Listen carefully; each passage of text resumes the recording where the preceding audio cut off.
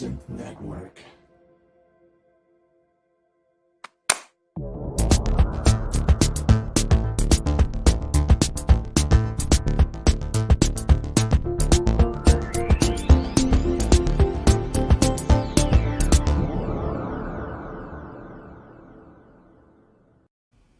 Good evening, good afternoon, good morning, wherever you might be in the world. And of course, if you're watching this on catch up, hello and welcome. And why weren't you here for the live show? Anyway, it's episode 70 of the Pro Synth Network live show. We are here as normal. We're here for a couple of hours, chatting with our very special guest and talking about some of the news topics that have been going on in the world of music technology this week. There's not been a lot, I'm afraid. So we've got a few things that we're going to throw your way.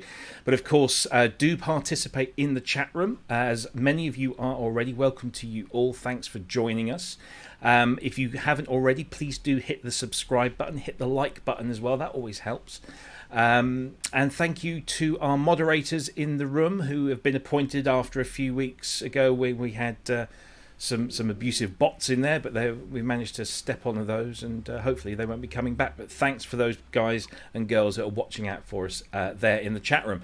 Let's first of all bring in our guests. Of course, I'm joined as always by Cryss and Ben, and this week we are joined by David Bessell, who you might know from electronic supergroup Node, along with Mel Wesson, Flood and Ed Buller. But he's also a composer in his own right of contemporary classical music, electronic music. He's a guitarist. He's very well versed in all of those disciplines. And we're delighted that he can join us this evening. Welcome, everyone. Hello, and how are you all? David, let's go to you first. Are you well, sir?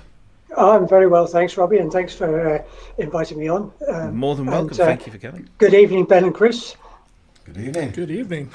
Where do we find you? Is this your front room study kind of? It's my studio, but you can't really see the business end of it. The business end of it is behind the camera. So I think what's behind me? A couple of guitars and some amps. Violin. All the synths are hiding behind it. It looks very cosy. Very cosy. and you're somewhere down in the south of England, right? Cornwall, yeah. Lovely, lovely part of the world. Somewhere where our very own Ben Simpson has just come back from, I believe. Yes, I've just got back today from a camper trip round the south coast. Very nice. Could have popped into David's for a brew if I'd have known. Yeah. Absolutely. You're always welcome. You're always welcome. Missed opportunity. Yeah.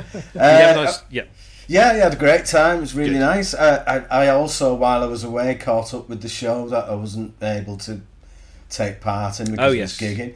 It was great. I thought Mark was a great guest, and it was weird. It was the first one I'd ever watched because I can't watch them with me in it. You know, I can't stand to see myself, so I actually watched it as everybody else does, and I really enjoyed it. Like, I think I would be a regular viewer if I wasn't asked to be involved or asked to leave, maybe.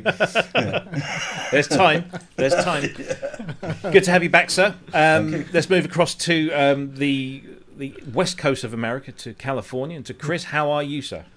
Yeah, I'm doing well. Had my own little trip out by the water this week. I met up with Manny Fernandez and just got to talk synthesizers. We had gotten a little bit late in the evening and checked out the time, like, well, we've probably been out this for 2 or 3 hours, and like we had been at it for 5 hours. But we were kind of joking. There's not much in the way of lakes around here, but there was a reservoir right behind this brewery, and it had all the birds coming on it. So it's really nice just sit out for an afternoon and have a good talk about synthesizers. And nice. Hey, by the way, I gotta give some compliments because the what do you call it? the thumbnail. Yes, that's the word. The thumbnail for this week looks absolutely fantastic. I know there are multiple people involved because Of course, Ben made it, but it's featuring a photo from Neil, which I think Robbie Neil found, Fellows. and of course David's in the photo. And it's like, I think it's one of the best thumbnails that we've had yet. And the scandalous part of it is there's a guitar on there too, which I was rather joyed by. Yeah, I tried to get rid of it, but we did consider calling it the Pro Guitar Network this week, but I did try and superimpose a keytar on there. Oh, that would have been good. It just didn't look right. Well, even if it had not had the guitar, it was still the greatest thumbnail. It was a really good one. And what we have to seriously though, Neil is a very, very good photographer of live stuff. He produces amazingly good shots live. I don't think he knows how good he actually is. But I mean, if you look on his Flickr page, some of the stuff he did for Node and also Gary Newman and stuff like that. I mean, some of the best live shots I've ever seen of Gary Newman. Yes, absolutely. He should do more of it, but I don't think he really realizes. He's a very busy man. I mean, he's just qualified as an embalmer stroke undertaker, which is a profession he's been in for a little while now, but he's now kind of fully qualified, which is superb. And he's a great musician as well. He's a great photographer. I took him with me to see Gary Newman that time, got him in because our friends Math and Terra from I Speak Machine were the support act, so we all kind of got in. It was all very pally, and I did an interview, Neil did the pictures, and it was really, he is very, very good. So big credit to Neil Fellows for the image, but also I've got to say big credit to Ben for doing that on a laptop in the middle of a camper van in Cornwall at the last minute. So thank you. That was I felt awful. I was like, we need this picture, and he's like, oh, but I'm in the camper van with like 2% left on my battery. Yeah, it was all right. It was just sometimes I'd be a little bit careful that I didn't go off onto hard shoulder, but most of the time it was okay. Oh dear! If only I knew you were joking. Oh dear! Right. Well, that's good. Excellent. I've got about 2 days left of my hot. I've had 2 weeks off, and I'll get this out of the way now. Look, it's arrived finally after the long protracted delivery saga. My Polybrute did arrive, and it's amazing. It's fantastic, and I really like it. And I wanted to know. I don't know if there's any other Polybrute owners in the chat room, but every time we have people on, when they have their synthesizers in the background, they often have these kind of like, I don't know, are they kind of like shop store demo modes where all the lights are flashing, in sequences? And I was looking to find something on here, but I can't find anything. So if anybody knows if there's like a showroom demo mode on these, let me know, because I want flashy lights in the background. None of this stuff does that. You're not going to put what Ben put on the mod matrix?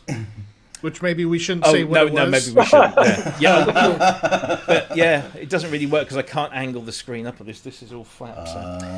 Anyway, never mind. I wonder why they did that with that, because the angular back is a really nice feature, isn't it? And you would have thought it would have kept that. It's nice. It's a big thing, I'll tell you, though. It's deep and high as well. It's kind of a chunky synth, but a very nice sounding synth. I'll tell you something, I'm pretty sure that Axel Hartman designed that, so maybe we can ask him when he's on the show why he didn't make a lift up back. So you're good at these segues and plugs, aren't you?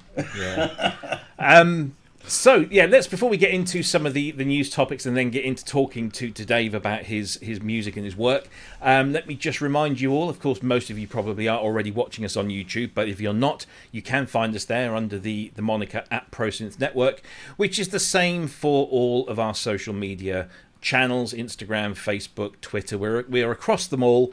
If you need to email us at all, or you want to get in touch with us in private, by all means do. info@prosynthnetwork.com. We've also got a dedicated Facebook page for the show. As I explained before, this one allows us to share things around and allows you, of course, as viewers, to share links to shows that you might like, invite people to them, and so on and so forth. And of course, finally, I have to go around. It's like the church collection here. We do have our donation page, cut.ly/PSN-donate. If the link is in the description underneath the video, but there it is on the screen there. If you want to donate to us, we would love that, and it helps keep the show on the air. when we have to renew, I think sometime towards the end of the year, which I think we're pretty close to our target, so that's good. You're stuck with us for at least another year, I guess. That's, I think, all the housekeeping out of the way. And whoops, see now I've got to say, this show tonight could be a little awkward because the service that we use, a service called StreamYard, and if you click the link in the description, if you want to get into streaming, there's a link in the description to go there, and it gives us 10% kickback, and it gives you a 10% kickback as well. But they've changed the layout of some of this stuff, and so I envisage that at frequent points during the evening or afternoon, I might make a mistake. So I'm going to apologise for that ahead of the game.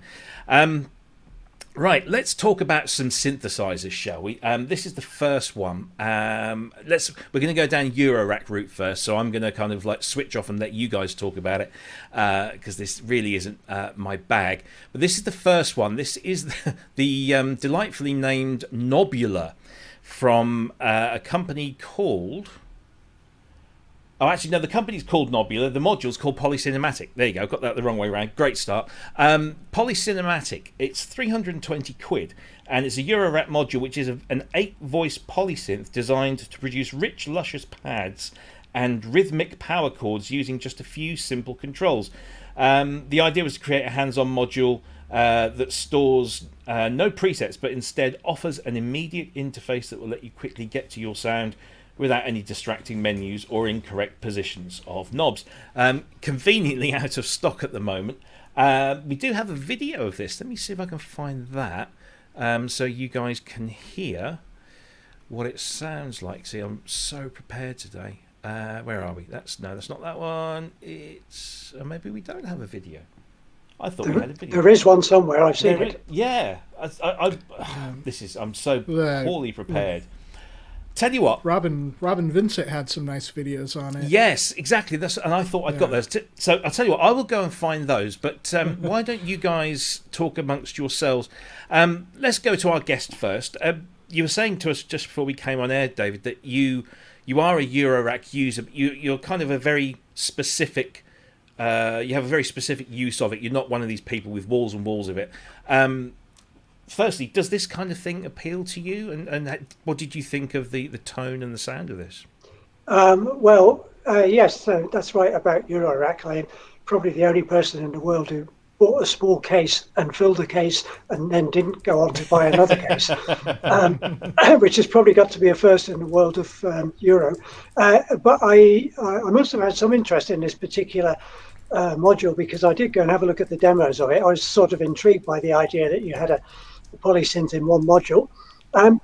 From what I could see, it does what it says on the tin. It's a good workhorse polysynth. It's digital, of course, because that's the only way you can get 8 voices into a small module. Yeah.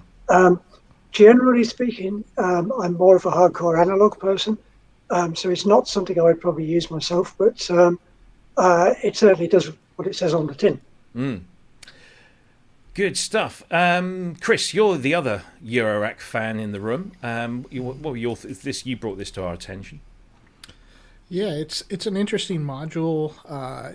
As far as like Eurorack modular goes, I'm definitely not a purist in any way, and I know a lot of guys that they want to have everything have CV modulation, and if it's another function, it better be another module. And obviously, this is not that. But I think it provides some versatility that people that want to have some sort of polysynth with their Eurorack, and you know, some of the examples that were played were like, you know, you've got things being generated by your modular, and then you have like a little key step or something alongside of it to actually play some chords and things with this module. Obviously you can't do a lot of modulation with it, but if you need that kind of synth voice, 8-voice synth, I think this is pretty remarkable as far as that goes. For somebody like me, I don't do live Eurorack performances, so I mean I've done some stuff like that and put some stuff up just to experiment and see what it was about. And so for me, it wouldn't be as useful as, say, a plugin to do some polysynths or just to use one of my polys, my hardwares. But again, if you're a modular musician that plays live, this would be a nice small unit to have in your Euro rack that would really make things a lot more versatile. Yeah, let's have a listen to it now. I've got my act together. I just thought it sounded really, really nice.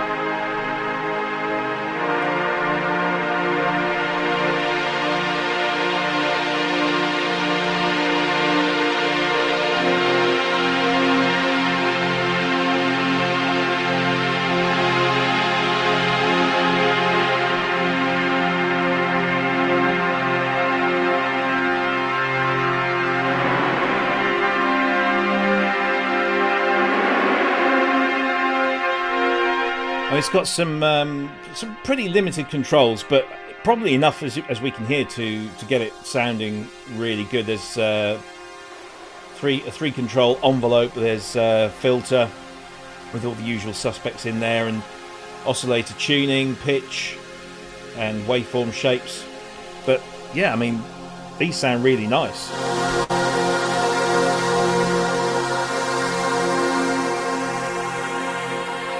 And I have to say, it is nice in the world of Eurorack to actually hear chords being played, because normally it's lots of monophonic bleeps and bloops, which is probably one of the things I don't really enjoy about it so much. However, Ben, you're with me. You're not a Eurorack guy, but does this appeal? Well, yeah. In as much as a lot of it does, not enough to actually tempt me into doing it. But I'm thinking like. Yeah, I could see that. I mean, that's a really good one to start off with, from what I can tell, because it's got basic controls, so you can create a sound just on that. From I'd imagine anyway. It's got a filter and an envelope, hasn't it? Of a fashion, and then you could add to it as you go along. I don't know if that's what modular people are looking for, though. They seem to like sequences, and I don't know, but it does sound nice. It sounds really nice. Yeah. I don't think it sounds like cold or anything. With it being a digital thing, it's got like a kind of warmth to it, but it does sound a bit string machiney as well. So. Yeah, I think that's just some of the I would say the presets. It doesn't have presets. But it does. It certainly sounds very nice for something that is tiny and digital, but it just goes to show what one can cram into such a small space. Because what's this? Is that what do they? Is it HP that they use? Yeah. So is that 4 HP? Does that look like? No, that's much bigger. Is it? I don't know. Is that like 12 or 14 or so? Oh wow! I'm not sure. Okay. Yeah. Yeah. The HP are pretty small. I mean, if you see the screw size is basically an HP. Oh right. Okay. I did not know that. You see, the other thing is, the other thing is like to consider. Again, I think a lot of this has to do with the form factor. Like, it's just there in my case. But something like the Microfreak, which has a fantastic sound, and it can get some very warm analog sounds to all the way to very cold tones, and do all sorts of synthesis with it. That's something that's easy to run alongside of a Euro rack, although that's only 4-voice versus this 8-voice, but it has a lot more modulation and control of envelopes and LFOs and stuff. So that'd be something to consider for somebody, adding it to your Euro rack. How important is the voice count? And also the form factor of that it fits into the case, because obviously with something like a Microfreak, you're having to have it sitting next to it, which might not be a big deal if it replaces a key step or something. Yeah. So interesting to see a new kind of paradigm. Well, I say new. I'm sure there are other polyphonic modules, but still on the subject of modular, Expert Sleepers have just literally about an hour or so before we came on air announced 3 new all analog modules. There's a VCF, a VCO, and a phaser, all full analog, all retailing for 159 UK, which I think is about 180 something US. So definitely within the affordable range, I would say. And it's these 3 tiny modules which they say are the start of a small range of 100% analog modules, and I do like this line, not Me Too designs or clones. These have all been crafted to offer something a little bit different. I like that subtle dig.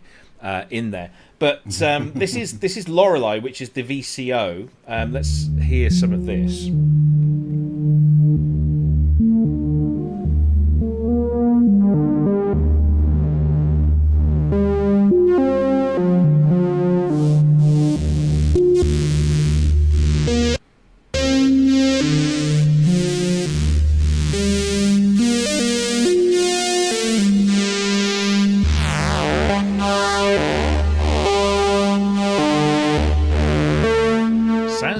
Sounds quite tasty, that. Chris, any initial I mean, this really is, we've just been landed with this, but I thought we should mention it. Any initial thoughts on these? Yes, I know nothing of the feature set of them yet. I got to listen to a quick clip of them, and they sound really fat sounding. I think they're going to probably be pretty popular. Yeah. Expert Sleepers has a great reputation. I've got one of their older Distine. I can't remember what number it is. I think it's 3 or 4 or something. Mm-hmm. And that's been a kind of a clever module that like a kind of jack of all trades type of module that is there for whatever you need it for. And so it does a little of everything, where these seem to, and it's digital as well. So these seem to have gone the complete opposite route with the all analog approach. And it's great to see a company that's got a good reputation, that makes good sounding modules, venture out into some new territory, and that they're maybe at least a little more original will be good. I'm kind of curious to see how these will work out. And I like the fact that they are, £159 or 180 something bucks, which is half the price of the Poly Cinematic. So it's nice to see some affordable stuff, kind of in that price range that has been infiltrated by the German stroke Malaysian company, who we'll be talking about later. But I always try and minimise the impact there. Dave, again, we've kind of thrown this one at you last minute, but you're an Expert Sleepers owner, I believe. No, I don't own any of their stuff. I'm aware of what they've done previously, right. Particularly their sort of sync stuff that was related to tying your door into analog systems and that kind of stuff. Mm-hmm. But I don't have a specific use for it. I mean, as far as this is concerned, I mean, it's an incredibly crowded market for VCOs and VCFs in Eurorack, and when I'm looking for Eurorack or indeed anything else, I'm looking for something with a very strong audio character that can fulfill a particular use in a the kind of music that I do. So I think the success or failure of this will be very much on whether people can identify a particular strong audio character in it, which is distinct or makes it distinct from the other 100 or so oscillators and filters that are already available. I mean, they're brave to try it, but they must have a strong sense that they've got something original here. I mean, personally, I find it takes a little while to get to grips with the character, the true character of something, be it analog or digital. So I would expect that to emerge in the next few months, where people either latch onto it or it will sink in the enormous sea of other similar modules. Yes, and that's easy to do because, as you say, it's a very crowded marketplace. But I think, and we were saying this off air as well, that people have an affinity to a brand or an ecosystem, and if they feel that this fits in either sonically or even visually, sometimes it can be sometimes as simple as that. Does it look nice in the rack against everything else? I mean, that is one of the dangers of Euro. You could end up with a kind of a bland sound, which is kind of not as characterful as like a Moog or an ARP or whatever, which has a very strong character to it. Because if you mix a lot of modules from different companies, you can end up with a kind of Heinz 57 varieties synthesizer, which is fine. It sounds, it has a good sound, but it's very difficult to identify, and it's very difficult to, express a particular character with it in a track. And that's what I kind of look for myself. Sure. Ben, I imagine this is not floating your boat. I was surprised that it was digital. It sounds really, really analogy to me, and these VCOs are analog.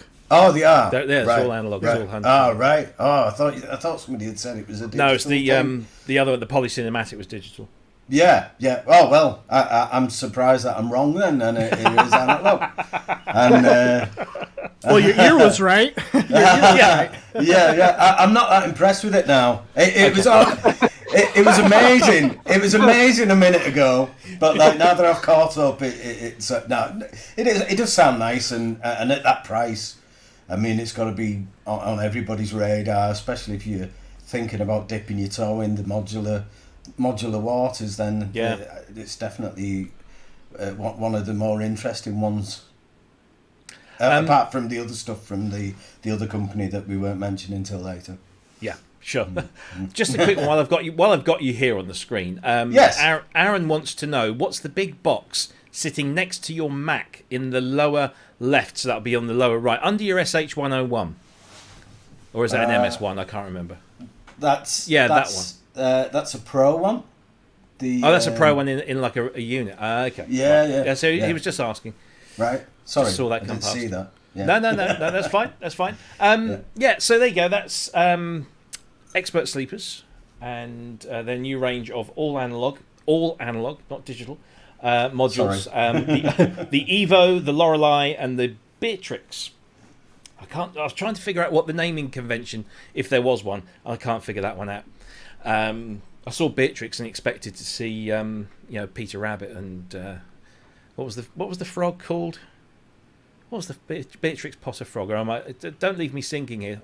Mr. Fisher, wasn't it? No, I can't remember. Anyway, actually, quit while you're ahead. Yeah. Stop there. Barry. Right, Barry. Yeah, we'll go with Barry. That'll do. I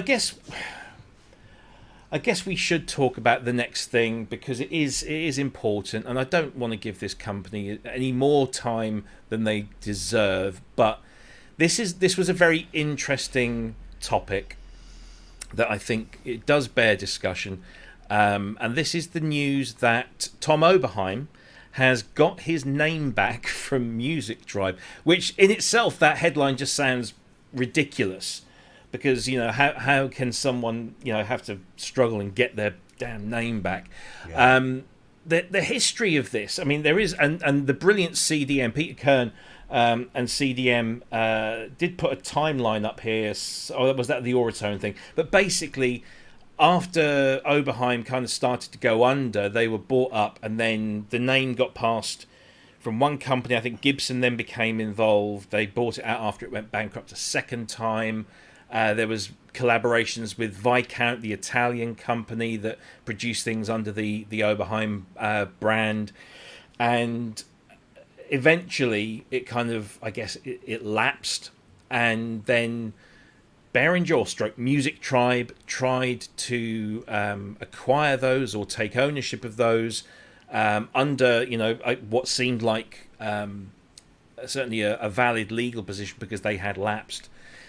But then lost a court case in America that stopped them using the Oberheim brand in the American market, which obviously is a big market.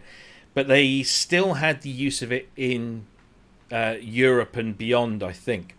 I think that's how it ended up.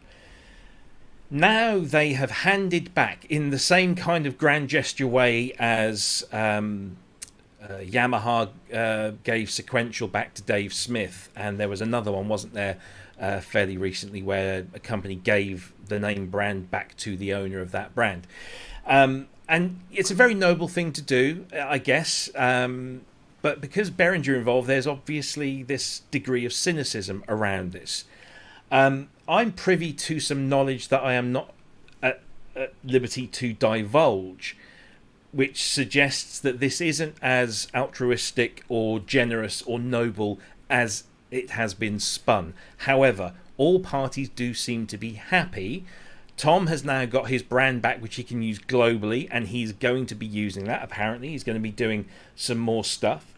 So that's good. He is a legend in the industry. His inventions, his synthesizers are highly regarded, and some of the most classic of electronic musical instruments, up there with the likes of Moog and whatever Dave Smith has done over the years.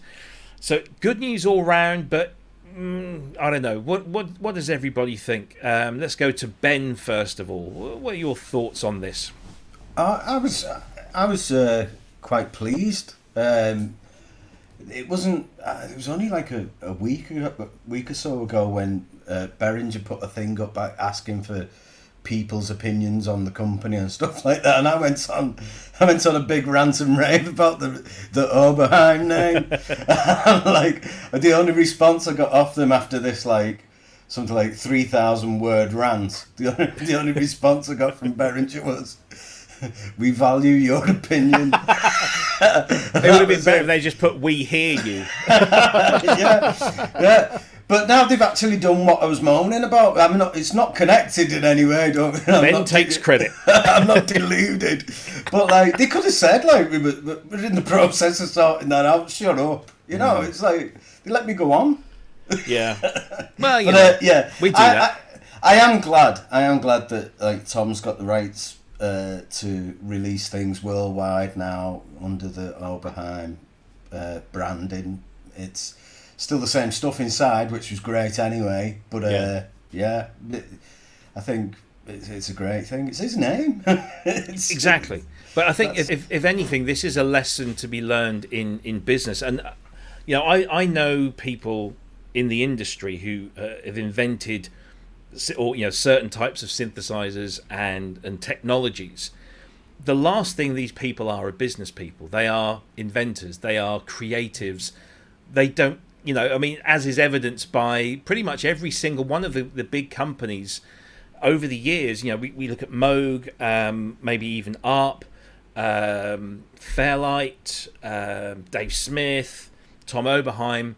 After even EMU, after around a decade or so of consistent success, other competitors come into the market, and these guys aren't set up to handle the pressure of working against the likes of the Rolands, the Yamahas, the Korgs, etc. And business is not their forte, and they do end up invariably going south, which is sad.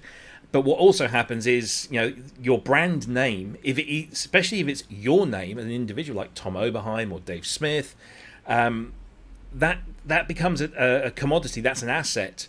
It might be your personal name, but it's also the name associated with the product, and therefore becomes a tradable asset.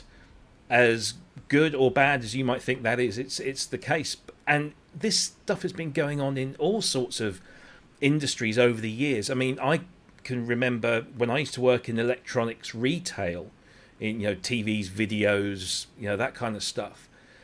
There were so many brand names from the 40s and the 50s and even the 60s, especially here in the UK, like Bush, Goodman's, Alba was another one. All of these were quality British brands in the 50s and the 60s, and went, probably most of them went under when the Japanese market, took over, because they could do things bigger and quicker and cheaper and smaller.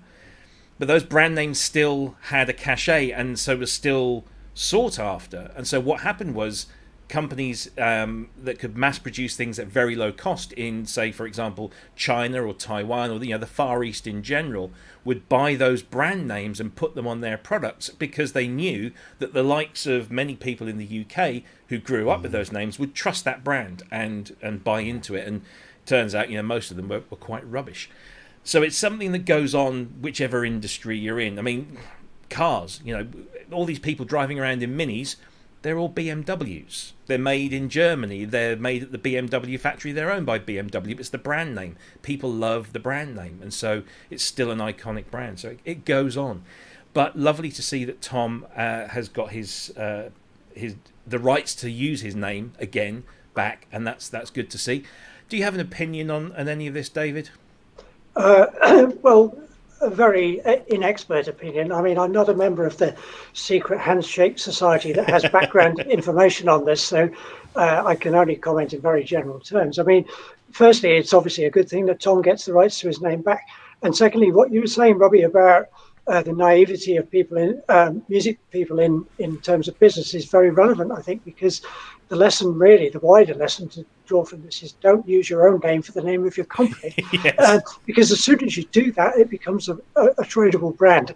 And if your company goes down the tubes at some point, which they all do eventually, yeah. Then that becomes a tradable commodity. And so, it happened to Bob Moog, it's happened to loads of people. I mean, Kellogg's cornflakes, for goodness sake, if you put your own name on it, then your own name is no longer your own. As soon as you put your name on a company, it's not your name anymore. But I mean, brand is worth an awful lot of money, and people are very brand loyal, even if the brand has nothing to do with the original thing. I mean, you see that with band names. You get bands with no original members in. Yes, it's a brand name. I mean, I won't mention any because people can provide their own examples. But you eventually end up with nobody who's in the original band, So I think that's probably the lesson to learn for people going into business. I mean, if you compare it with Dave Smith, I mean, at least he had the sense, or maybe he was just luck, to put the name Sequential Circuits on his company. So you think, actually, okay, so he knows a bit more about business. But then, of course, when he lost the name Sequential Circuits, what did he call it? Dave Smith. So he put himself in the same position which he managed to dodge in the first place. Yes. But it's a tradable commodity. It happens, as you say, in all businesses. As soon as it's an unfortunate thing, but people let themselves into it when they put their name on the company. Yeah, absolutely. As Sasquatch has just pointed out, McDonald's is probably the biggest example of a family losing the brand. Yeah, sure. There's a great film with Michael Keaton. I forget what it's called now, but it's all about that, and it's super interesting. But we digress. Sorry, Keith in Watford has corrected me. Minis are built near Oxford in the UK, but they are still owned by BMW, and it's BMW Tech. The brand is still an iconic British brand, but they bought it for £1 from Rover, so I'm told, many years ago. Wonderful. Yeah, because the British car industry was going right down the Swanee at the time, and they just. I think Rover did the deal. They sold the Mini brand for £1 to BMW, and BMW said, "Yeah, we'll take that, and you can keep everything else." And like 5 years later, Rover were no more. So there we go. The other interesting piece of news that is tied to this is, again, another trademark case involving Music Tribe, Behringer, and Auratone. Again, Auratone, a company who have for many decades built these mini speakers that are very, very flat and very, very useful in their in the studio when you want to just kind of get an idea of what something sounds like on the worst possible speakers. If you can make it sound good on a pair of these, it will sound good pretty much anywhere, so I'm told. And of course, Music Tribe tried to take this name and actually did start releasing stuff, as you can see here in this screenshot, which has been captured, in the same style with the same name, but the family, and there is a long convoluted story about the to's and fro's about the business being started, the original trademarks being filed, the owners falling victim to ill health, the younger members of the family coming in to reinvigorate the company and then realizing that they hadn't renewed the trademark. Well, an American court has decided that they can the family can keep the brand, that Music Tribe cannot use it. In fact, it says here, the decision of the arbitrator, Music Tribe can use the name Baritone for their products, whereas the Auratone trademark, at least in the US, will remain in the hands of the Nashville-based company. So again, it seems people are deciding to fight back and try and keep their brands in light of the kind of the brazen attempt by Music Tribe to secure a lot of these lapsed brands. It did seem that he was just kind of, they were just scouring, all the old synthesizer brands and looking for the ones that had lapsed and then snapping those up. Cryss, your thoughts on all of this? Yeah, I think, I'm happy for the people to get their brands back, particularly Tom, or at least the use of their name again in the logo. But really, I don't think that affects too much for him or for the consumer, because he's not really making that much right now. Very few people can even get his synthesizers. I think a couple things as far as like we can learn from the consumer's perspective and the business manufacturer perspective, this thing of like gobbling up names doesn't really seem to be that beneficial, and I think they're wasting a lot of money. Give you an example. I went with my dad. About 2 years ago to buy an expensive piece of gear. It was about $1,800 that he needed. And it was from a company that he'd purchased something from way back in the 90s, mid-90s. And he's like, this company really does things right. They've got a lifetime guarantee and all this stuff. And the name, the owner of this company and all this. Well, the owner wasn't there. It was his son. And we dealt with some other guy that really didn't, and throughout the time, this whole thing of, picking and choosing the thing that he needed, I'm getting some bad vibes. I'm like, Dad, this is not the company that you bought from. And, no. And he's wanting to pay before, delivery and all this stuff. I trust him. Like, Dad, this is nuts. And they jerked him around a bit, and ultimately he got what he needed. But the lesson for him learned was that name doesn't really mean much. Yeah. And that you got to kind of keep an eye on it. And I think consumers in the music world, I think, are a little more conscious of those things. At least the forumites are. And some good examples of that, like we watched when CBS, or not me specifically because I wasn't born yet, but when CBS took over Fender guitars, as well as a bunch of other companies, that the quality went way down, and then when the employees bought it out, things went back up, and so we know to avoid certain eras of certain musical instruments, knowing that they don't really have much in common with that thing that we love about them. And for companies that take these names, like, it would have really hurt Behringer, to be honest, to start using the Oberheim name without Tom's involvement. Yeah. So, I mean, this is the best possible outcome for both of them. And I understand the of all that's happening with the giving of the name, and same thing with Gibson. I mean, it was very shy. I think with Yamaha giving the sequential name back, that seemed to me, and I don't know all the facts, but it seemed to me a much better situation than the Oberheim issues. So I don't think it helps anybody in this regard. Behringer, build, make your own brands for crappy speakers or whatever you're going to do.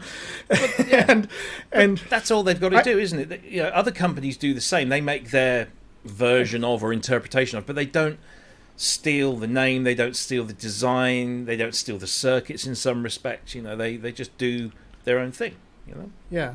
And for Tom, I mean, building him by hand, what he's doing now, I mean, how many people are going to really get an Oberheim from somebody in their mid-80s that is doing it by hand? Not very many people. And I mean, no disrespect, because Tom is an amazing guy, but the things that work for him is partnering with people. And so if it's Dave Smith, that's been a very successful partnership.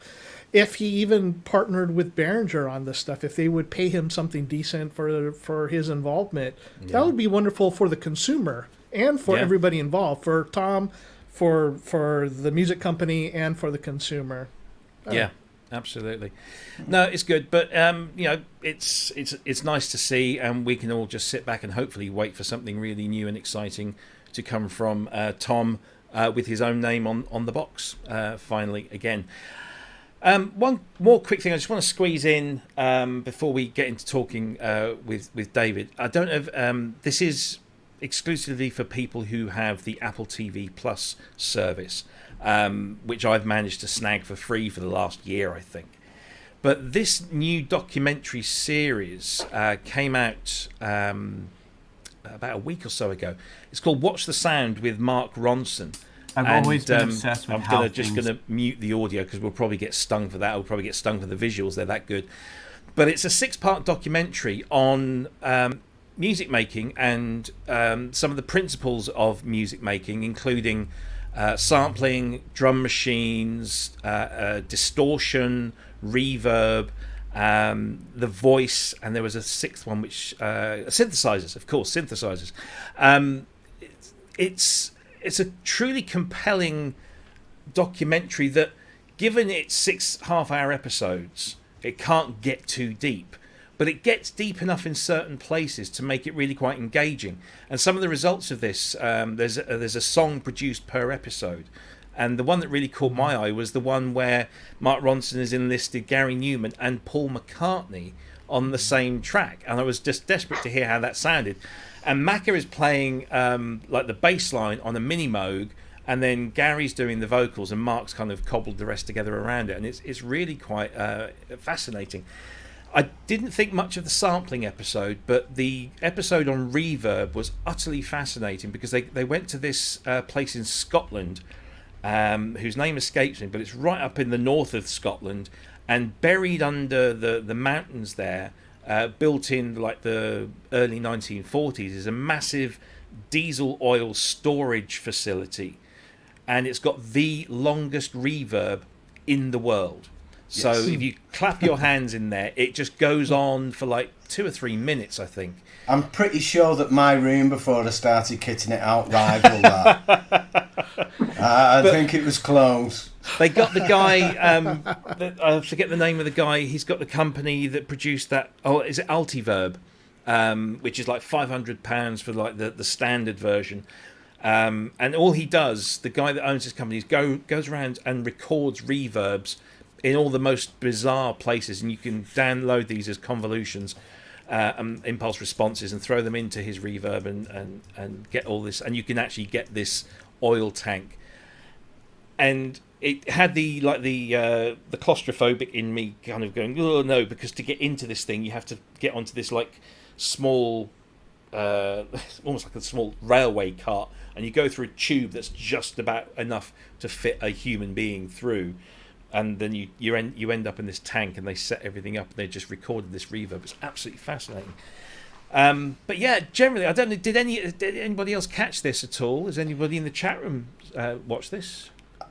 I haven't watched it yet. I've got to say, with the song, I just thought it was like I don't know, it was like an updated version of Our Friends Electric. It's the same kind of thing going on. Yeah. It's like, I'm not a big McCartney fan anyway, so I'm just going to blame him. But I reckon he thought, I'm going to work with this guy. I imagine something like this. And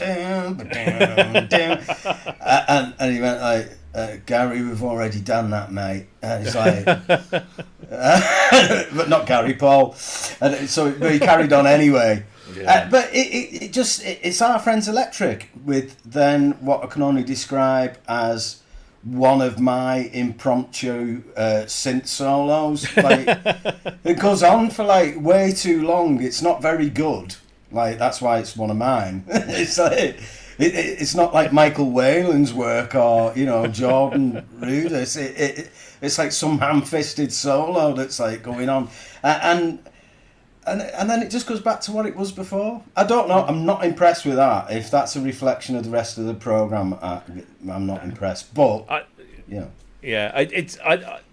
think each track is kind of based on the subject matter of the episode that it comes from, and the episode was the synthesizer episode. So obviously they talked to Newman, as they often do, about the moment he walked into the studio and found the Minimoog, and it had been left on this earth-shattering kind of bass patch, and that changed his life forever. But Ronson kind of gets into talks to Macca about their use, because as Manny pointed out a couple of weeks ago, Maxwell's Silver Hammer it's got loads of Moog on it, and I mean it was just like really interesting. My biggest disappointment was the sampling episode, because it seemed to be very hip hop focused. And there's a lot more to it. They talked about mellotrons. I think they kind of thought, let's talk about mellotrons. That'll give it some gravitas. And then they just carried on with MPCs and stuff. But the drum machine and synthesizer episodes are great. The distortion was pretty good as well, but well worth it. Dave,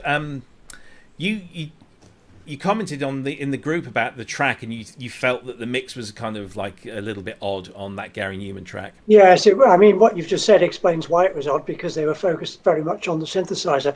The synthesizer was more or less a bass part, although with a bit more interest than that implies, and they mixed it very dry and forward in the mix, which is not normally where you would put a bass part of that sort, and then Gary's vocals were like miles away in a warehouse somewhere. Yeah. But, I mean, obviously that was because they were focused on the synthesizer, but just as a track, it doesn't really stand up for that reason. I mean, I'm a really big fan of Gary Newman's recent stuff. You know, he had a kind of a revelation when he heard Nine Inch Nails and started to change his stuff recently. And I kind of like the result of that. I quite like industrial stuff. And I, you know, I'm a fan of McCartney's as well. I mean, his classic, you know, Beatles stuff at least, and some of his solo stuff. He's an amazing songwriter. So, you know, I wouldn't criticize either of those people. You know, who am I to criticize people who've done what they've done, you know?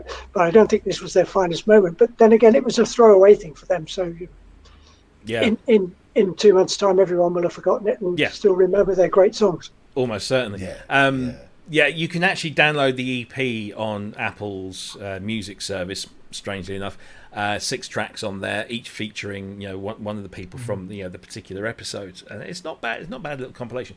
As you said, you know, Mark Ronson's actually, you know, a sickeningly talented individual. But one thing this show really highlighted for me was the enormous privilege that Ronson has had, given his upbringing and the fact that he was Mick Jones from Foreigners' stepson, and so therefore had, you know, access to equipment and the people. And there was this one clip where he's rooting around in Mick's like storage facility, and it's like a who's who of synthesizer technology. You know, there's the Fairlight in the corner, and there's all this stuff on shelving, and it was just it was. And you think, well, no wonder he kind of made it, because he's surrounded in it as well. So not jealous at all. Cryss, did you have any thoughts on this one before we move on? Yeah. I actually really liked the song, and this is right up my alley. I agree with Ben. Like, the solo was kind of the disappointment. You're waiting for the really cool Minimoog solo, and what I felt like it should have been was one of our favorites, Robbie, which is the what's his name? It's Adam Holzman? Is that his name? Adam Holtzman, from Miles Davis and Stephen Wilson.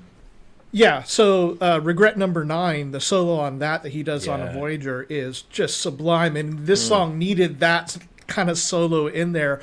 But that bass riff, that Moog bass riff, was great, and it was very interesting. The song kind of, again, it did have that, like, Our Friends Electric, but kind of meets, there was an old, and I posted this on there, there was an old U2 song from the 90s, something like Hold Me, Thrill Me, Kiss Me, Kill Me, that, from the like, Batman if you smash those together, you kind of get this song. And you know, if I had heard this when I was, you know, in the 90s, not playing synth, and it was just on the guitar but secretly like synth, I would have gone nuts over this, because it sounded, that bass line sounded so great. It's a good track, and it's, you know, it's a reasonable EP, should I say. If you can get a chance to, if you don't already, I mean, if you have an Apple device, I believe they all come with like a year's free subscription to Apple TV, and it's only like $4.99, and you can cancel it. You know, so spend $4.99, watch 6 episodes, and get some Ted Lasso in there as well, and then you can cancel at the end. By the way, Ted Lasso is my new thing. That and Schmigadoon. If you haven't seen Schmigadoon, watch Schmigadoon. Right. It's so wrong that it's right. It's as soon as we finish here. So there you go. That's Mark Ronson. Watch the sound. On Apple TV Plus, 6 episodes. Hopefully they'll do a series 2 and go into other things. But well worth a watch there. Great. Right. Let's talk to David now. Let's get him into the conversation with. I'm just going to bring up the website here, because it's got a great picture on the homepage. I think that's that room, right? That's the shot down. It's a 360 shot of the studio. You can see the bits that you can't see. There you go. Behind the camera. There you go. So that's this is Dave's website here, which you can see. Actually, there are two versions of the website. Right. That's the old one, but the big. You know, it's just a little bit out of date. But if you can find the one with the white background, that's more up to date. Okay, I'll see if I can dig that out during our conversation. So I mean, it has you down here as contemporary classical, electronica, guitar, software, words, You are clearly a very multidisciplined individual. I know you mostly from your work with Node. That's kind of how I really first became aware of you. We'll talk a little bit about. We'll talk a lot about Node later because I'm very, very interested in that. But as an individual, David, where did everything kind of start for you? You are a classically trained musician. You've studied with, I forget his name now, John Etheridge. You studied jazz guitar with John Etheridge. You went to RCM. I mean, there's clearly a deep and long history there. Where did things start for you, and how did you kind of get into the electronic side of things? Well, I've been doing it for a long time, so the answer to that's a bit long, but I'll try and keep it short. I started off like many people did, just playing in bands, just because I enjoyed playing. Basically, I started off as a guitar player, and I carried on playing guitar for a long, long time. But I was always interested in electronics, and I quite often used to approach the guitar as if it was electronic. So I'd do things like try and imitate what the early Tangerine Dream recordings were like, but doing them on a guitar. So there are recordings which have never made it out into the world of me attempting to sound like Tangerine Dream just with guitars, which is an interesting exercise. But I always approach the guitar as a synthesizer or as a sound creation tool, as much as as a standard guitar. And then once people find out that you know something about synthesizers, then you get asked to do that kind of thing a lot. So for a long time I was self-taught. I didn't start the classical training until I guess early 30s. So I had a long time to form my musical tastes before I went into the whole classical formal training kind of thing. I had a few piano lessons as a kid, but they don't really count. So I think as far as classical training is concerned, it's been incredibly useful. It gives you a lot of options when inspiration doesn't strike.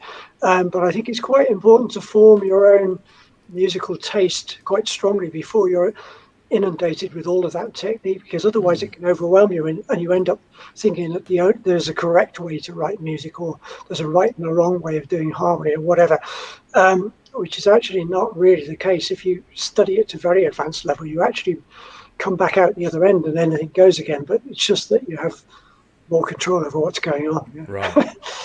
Anyway, so I played in bands, and then the bands recorded stuff, so I started hanging around in studios, and as I got older and older, I started doing more stuff in studios and less in live bands.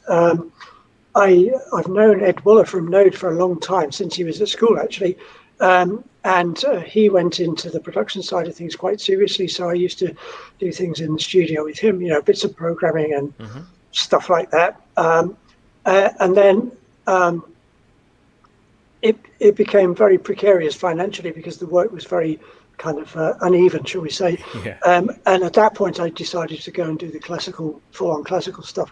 I've always been interested in classical music, particularly the classical avant-garde, and although I was self-taught, I could work out most styles of music myself. The one thing I couldn't do was unpick the classical avant-garde. I just couldn't understand how it's put together, so I thought, well, I need to go and find out how to do this properly from somebody who knows what they're talking about. So I blagged my way into the RCM, which was an experience in itself. Royal College of Music, that's the place behind the Albert Hall. The audition for that was probably the most terrifying thing I've ever done. I can expand on that if you want to know the full gory details, but the audition involved standing in a corridor for half an hour waiting to go into the audition. And the corridor was long and very gloomy and rather gothic. And about every 6 feet down the corridor was a marble bust of a famous composer. And as I was sat there trembling, waiting to go in for the audition, I realized that all of these marble busts of famous composers like Vaughan Williams and people like that had all gone to the RCM themselves. So I'm sat there looking down this stern list of marble busts.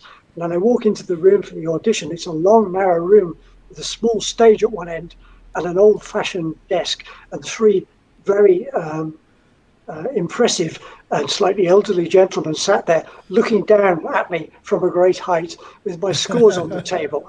And I had to sort of sit in a chair looking up at these people while they asked me, frightening questions about the scores that I'd written for the audition, which was terrifying, to be honest, but somehow I blagged my way through it. Excellent. Wow. To be honest, I think they were kind of intrigued by the fact that I knew something about electronics, and it wasn't really their world. Yeah. I ended up doing a PhD in imitating electronics with an orchestra.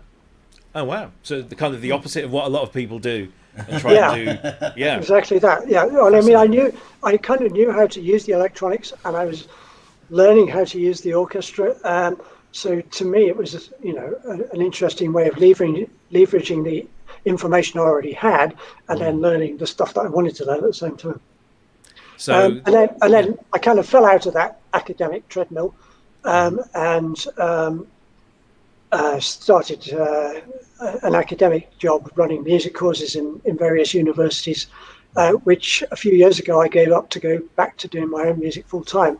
And the music which I was most known for was the electronic stuff. So I ended up doing more and more keyboard stuff and less guitar stuff. Right. But as you can see behind me somewhere, I still play the guitar, and I'm a lot better on the guitar than I am on keyboards. Because I know that when you're on stage with Node, you are stood in front of a bunch of gear, but you always pretty much have the guitar strapped on. You're doing some pretty impressive noodlings on that during the show. I sometimes drive the synths with the guitar as well. I have a pitch to MIDI kind of thing, and so some of the things that you think are keyboards are actually not. So I try and disguise the guitar when I play with Node and process it heavily, or use it to drive the synth, or mix it with the synths while it's driving the synth and using a guitar sound at the same time. So hopefully it becomes quite a seamless sort of blend. And it does. You've definitely nailed that. So tell us a bit about Node, how that came to being, because Node is yourself, Mel Wesson, who of course does a lot of work with Hans Zimmer at the moment and has done for many years. Ed Buller, who is ex of Psychedelic Furs and then became, as you said, big in the production world. I first encountered him with Suede, which was just a brilliant album. Coming Up is just one of the best albums of the 90s ever. And then you've also got Flood in there as well, who I think we all know from countless records, particularly in more recent years, Depeche Mode. And so I think because Mel was kind of like replaced another guy who was the early part of Node. So how did Node kind of form, and what was the purpose of it? Well, I suppose the real origin of Node is, as I said, I've known Ed for a long time, and when he was still probably just about when he was still at school, we used to jam long rambling electronic things. He would do the synth stuff and I'd do the guitar, but again blending guitar in with the synths, and so we had a kind of a house style a long time before Node actually formed. But the actual impetus, the thing that got Node started, was that Ed had the same management company as Flood did, and there was a Christmas party one day, and they both got drunk and decided that it would be a good idea to do something, and rather surprisingly, it actually happened. And so the original member, who's now missing, is Gary Stout, and Gary Stout was the engineer that Ed was using a lot at the time. He engineered the Suede stuff and things like that. So it was just a kind of, I had a track record with Ed. Ed was working regularly with Gary. Ed and Flood were in the same management company. We all had similar interests, really, in the analog stuff, which at that time was deeply unfashionable, at that time being 1995 or thereabouts. So we just thought, we just really did it for our own amusement. And one of those things that happens sometimes with groups of people in a band, it just gelled really quickly. I mean, I think we just started playing with no plan in the studio the first time, and 45 minutes later we stopped and thought, oh my God, what did we just do? And it's carried on like that ever since. It just works for one of it's that indefinable thing about music that sometimes works and sometimes doesn't. But of course, the downside of having people like Flood in the band and later Mel is that it's very difficult to get everybody together, and Yes. everyone has all sorts of other stuff which they're getting paid serious money for, and so it's a very intermittent project, to say the least. Yeah. In fact, the stuff that we did around the mid 1990s and a few years after that, we thought was probably going to be it, and then circumstances conspired, and we did another album 6-7 years ago. Yeah, that's right. Tell me, this is one of the most fascinating things. Sorry, that I should say that was when Mel joined. That's Gary that you can see on the screen there. That's Gary there, yeah. Gary went to live in Japan, and then he went to live in Africa, and I think currently he lives in Thailand, so it wasn't terribly easy for him to drop in on the sessions. So Mel just dropped in for a jam one day and never left, So tell us about this, because this is the gig on Paddington Station in London. So this is one of the big London termini, and you're set up on the stage there pretty much as you normally are, with all of your gear, and you're playing live to commuters. I mean, what was behind all that? That was Ed's idea initially, and it was one of these, wouldn't it be great if we played on Paddington Station? Everyone goes, yeah. And so Ed kept on with that idea, and kept mentioning it, and eventually he caught the management in a weak moment, and they actually phoned up Paddington Station and expecting to be, thought of as crazy people, but they managed to find somebody on the station who was sympathetic, and they said, sure, we can find a way to do that. We have these franchise slots on the station, and you can hire one just as if you're McDonald's on the station. And their only condition was that we had the station announcements wide into our PA with the docker, so that we didn't drown out the station announcements. Right. Apart from that, they were incredibly supportive, actually. It's fascinating to see. I mean, that stuff should happen more often. Any plans to do King's Cross or Liverpool Street at any point soon? Well, we did a gig at the Royal College, to support the more recent album. And when we were planning that gig, we did have a look around for crazy venues. Unfortunately, none of them really worked out, and because I had contacts at the RCM, and they were quite helpful in help us put that on, because it's an incredibly expensive thing to put on, and really ridiculous, because of the amount of gear and the number of people you need to move it and all that. Yeah. But one of the things that I think was Mel's idea, that we had an idea on the south coast. There are these World War II relics called sound mirrors. I don't know if you've ever come across these things, but they were built as large acoustic listening posts. I guess they're huge concrete parabolas that were designed to hear the Germans coming from a long way away before radar was invented.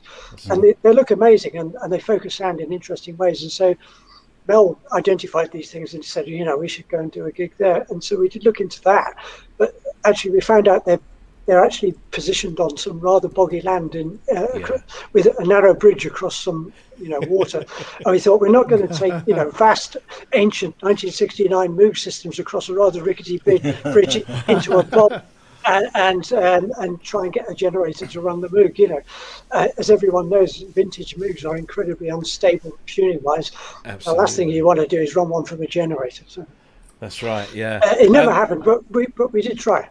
You should try and come out to East Anglia. I mean, I know we've got some of those on the East Coast, because obviously it was facing into mainland Europe, around Orford Ness and all those kinds of places, and the old military bombing grounds, and they had those big concrete walls. I'm pretty sure some of those are still standing. But yeah, it's great. So the Paddington gig, the Royal College of Music gig, that must have been really weird for you to kind of go back after all these years and play a gig there, or was it? Did it seem kind of natural? It's a bit like going back to your old school. I kind of remembered my way around the building just about. But it was a little bit strange, but I kind of got used to it. One of the strange things was that, when I was studying there, I used to, they have regular concerts there, and they bring in, quite high-powered people from the classical world, like Boulez and people like that. And so the only people I'd seen perform on that stage were like the top of the classical world, and I always used to go along to the rehearsals and hear them unpick the orchestra parts and stuff like that. So to actually be in that position myself was a little bit strange as well. But it's actually, the acoustics of that hall are very good. and so it worked really, really well for what we were doing. So, I mean, you've got literally mountains of equipment between the four of you. Is this all of your own equipment? Do you hire some of this in? Do you have roadies? Unfortunately, we actually own all of that stuff on it. Not me, obviously. People like Flood and Mel Wesson have almost unlimited resources. So, and also Ed has that monster modular which he's had for a long time and has gradually built up. So I'm actually the poor boy of the band, and so I only have what you can see in front of me.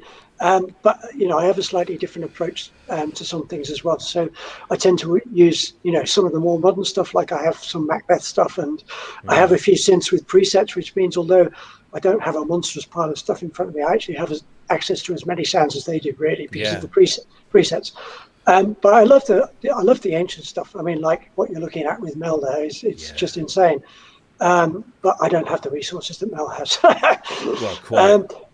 But yes, you're right. You need a lot of people to carry it and a huge truck to move it all.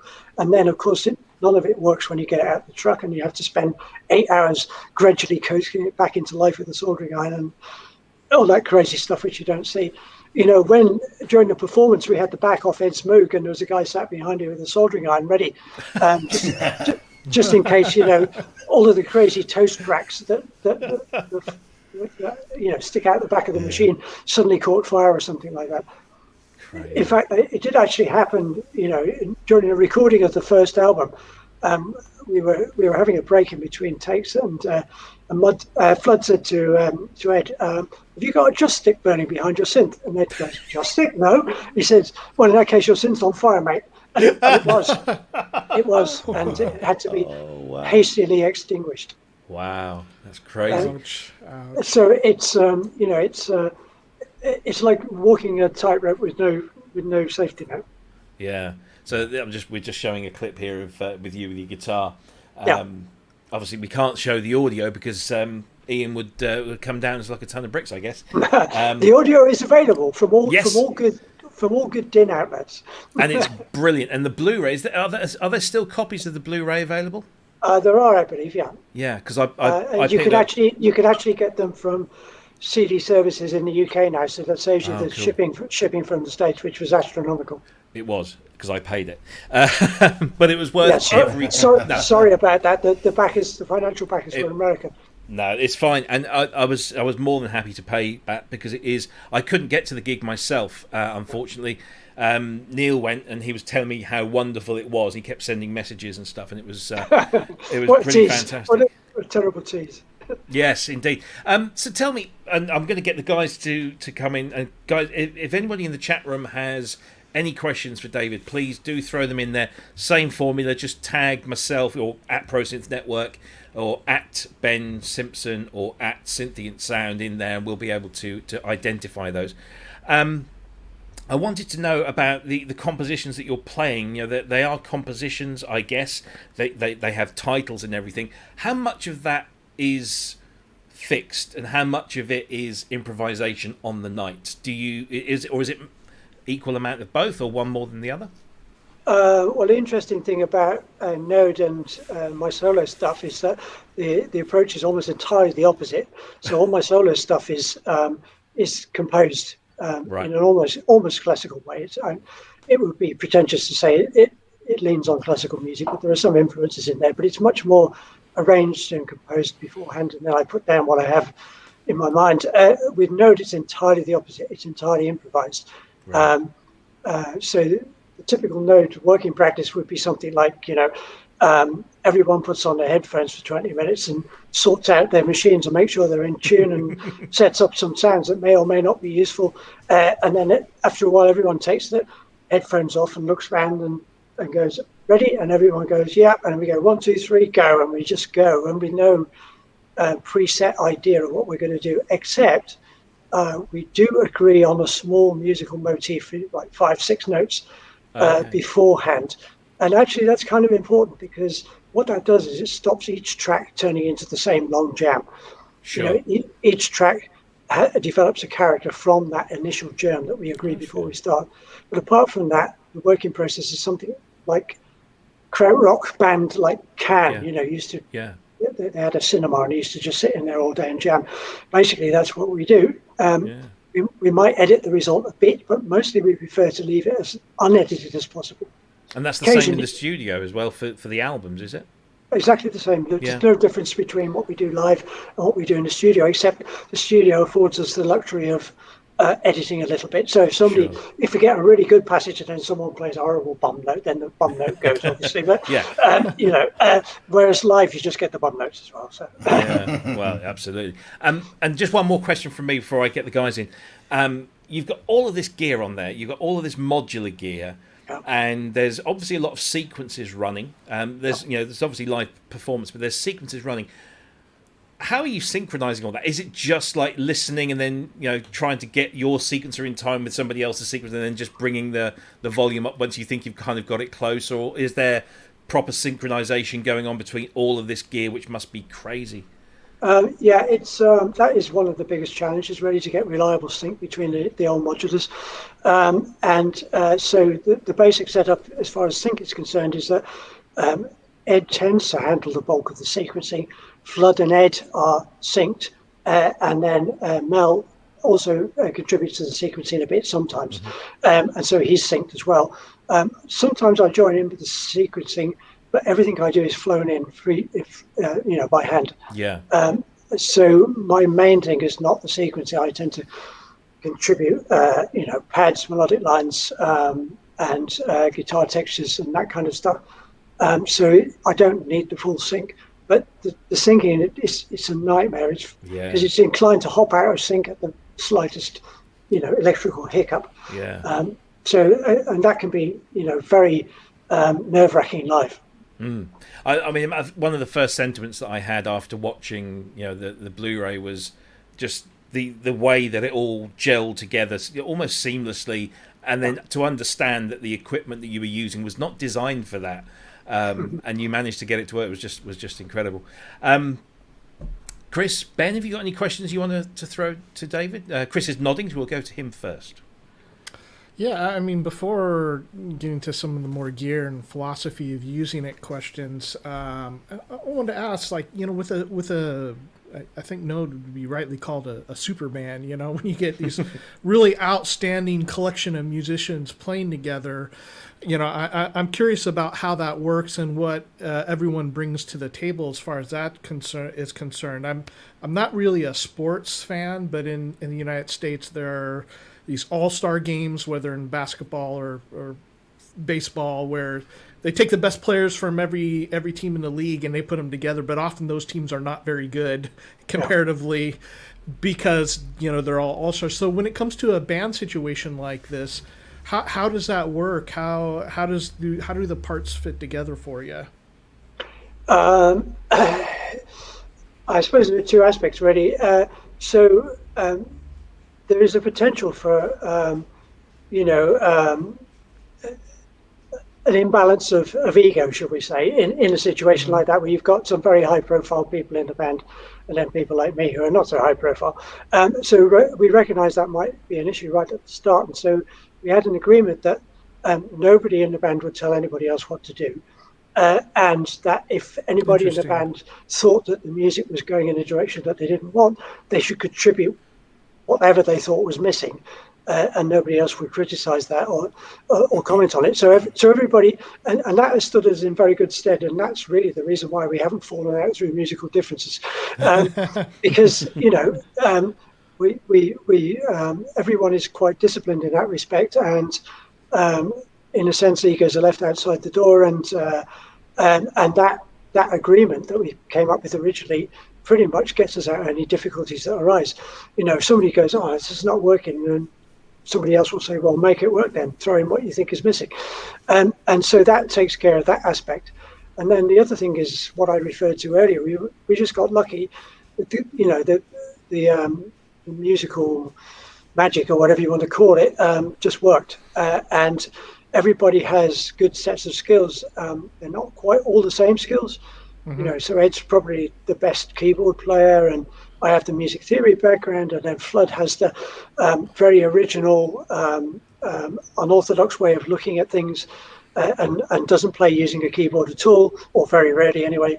And then Mel has the whole film sound texture thing going on, so the skills overlap, but they complement. So we don't have any fixed roles in the music, but because we've been doing it for quite a long time, we do tend to fall into similar roles. At least me, Ed, and Flood do. Mel floats a little bit more because he's a more recent member of the band. But so I guess if you had to categorize it, then Ed does the main sequencing. Flood tends to do the bass end of the sequencing. This is not all they do, but this is their default role, if you like. Yeah. I tend to do the textures, so if there are things like we decide to use a particular modal approach for an improvisation, I might be the person who suggests which mode that we use. Although Ed started to do that more recently as well. So there are roles that we tend to fall into, but at any point in any of the improvisations, one of us might jump out of our role and go off into somebody else's area. One of Flood's great skills is that he is great at disrupting, conventional habits. So if we start to fall into too much of a rut, Flood will do something outrageous. Outrageous. He will suddenly put a fuzz box on the mellotron and turn it up twice as loud as everything, and then just lean on it with his elbow, and then he'll just look at everybody and say, respond to that. And that, that sounds like a crazy thing to do, but actually he does it just when it's needed. When we're starting to fall into too well-worn Berlin school ruts or something like that, then Flood will lean on the mellotron with double fuzz boxes, and we're off in a different direction. Which is clearly why he's sought after as a producer, I guess. Yeah, that is one of his primary skills. He knows when to throw a spanner in the works, but a creative spanner, not something that's just disruptive for the sake of it.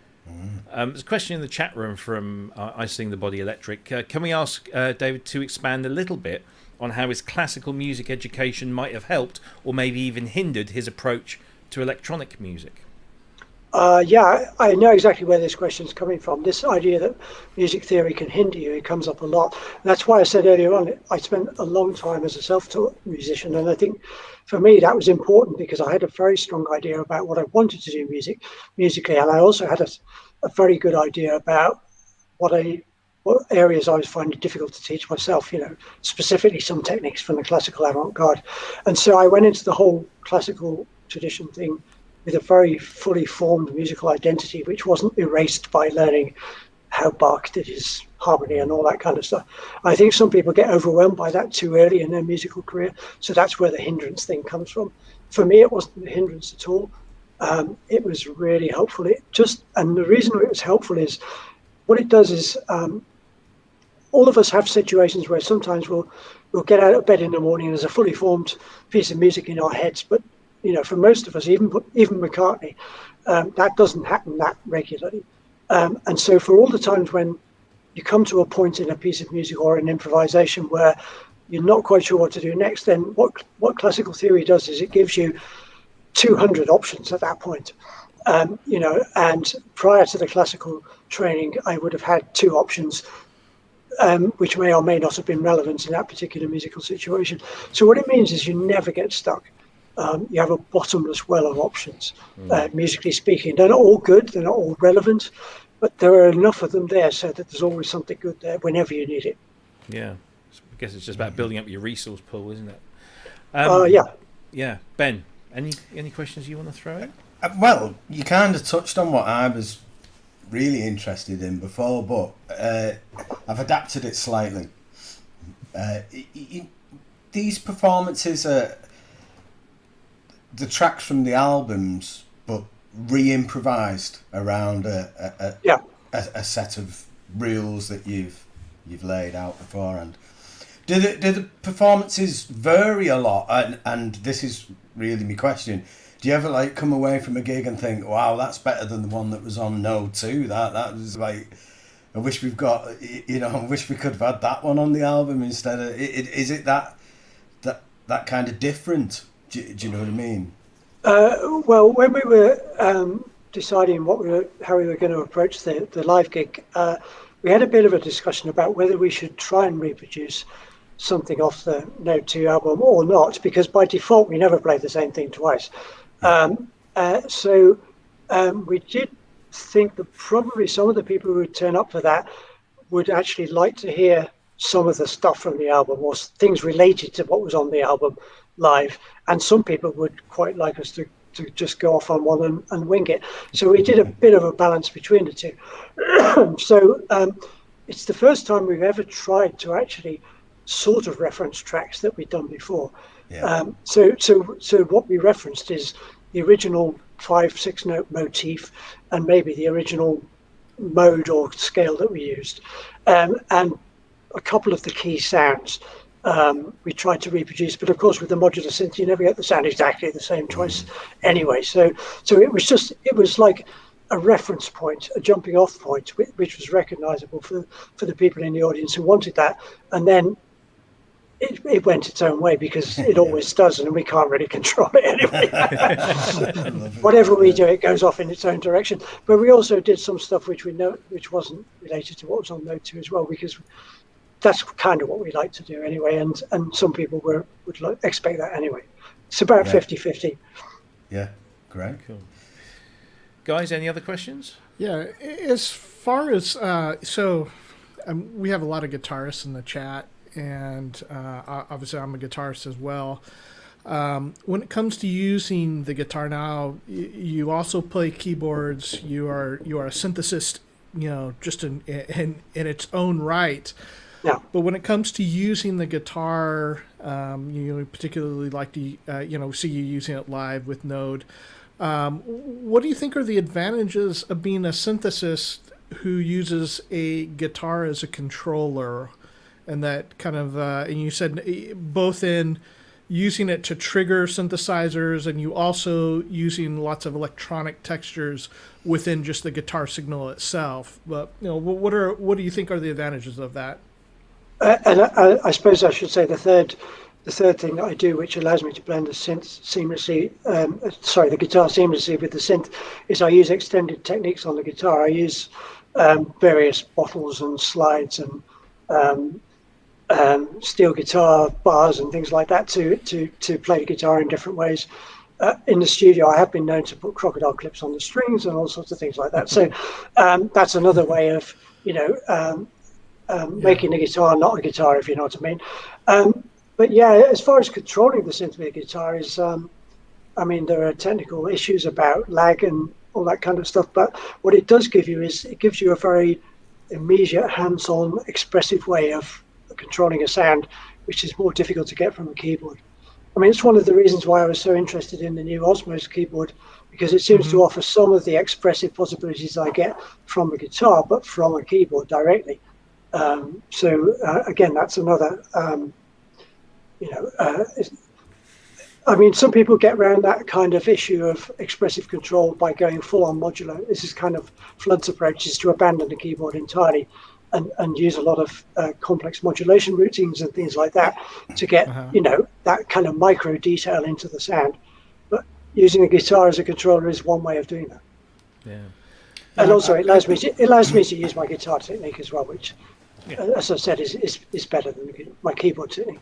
I'm not sure if this is true or not, but I read that you were the only member of the band that had a laptop on stage. Is that correct? Yeah, that's right. I know that's sacrilege to some people, but one of the things that I do with my academic hat on is I write music software. Not to any great clever degree, but what I was using on stage on that laptop was a sequencer that I wrote myself, right. and I wrote some capabilities into that sequencing software that you can't get in commercial sequencers. So that's why I was using it, because there was no hardware equivalent to what I was doing with that sequencer. Wow. Great. There's some interest in the chat room regarding the guitar that's behind your left shoulder, which seems to have an acoustic headstock on it. That's the that's. I can bring it up to the camera if you want to have a look. Yeah, let's do that.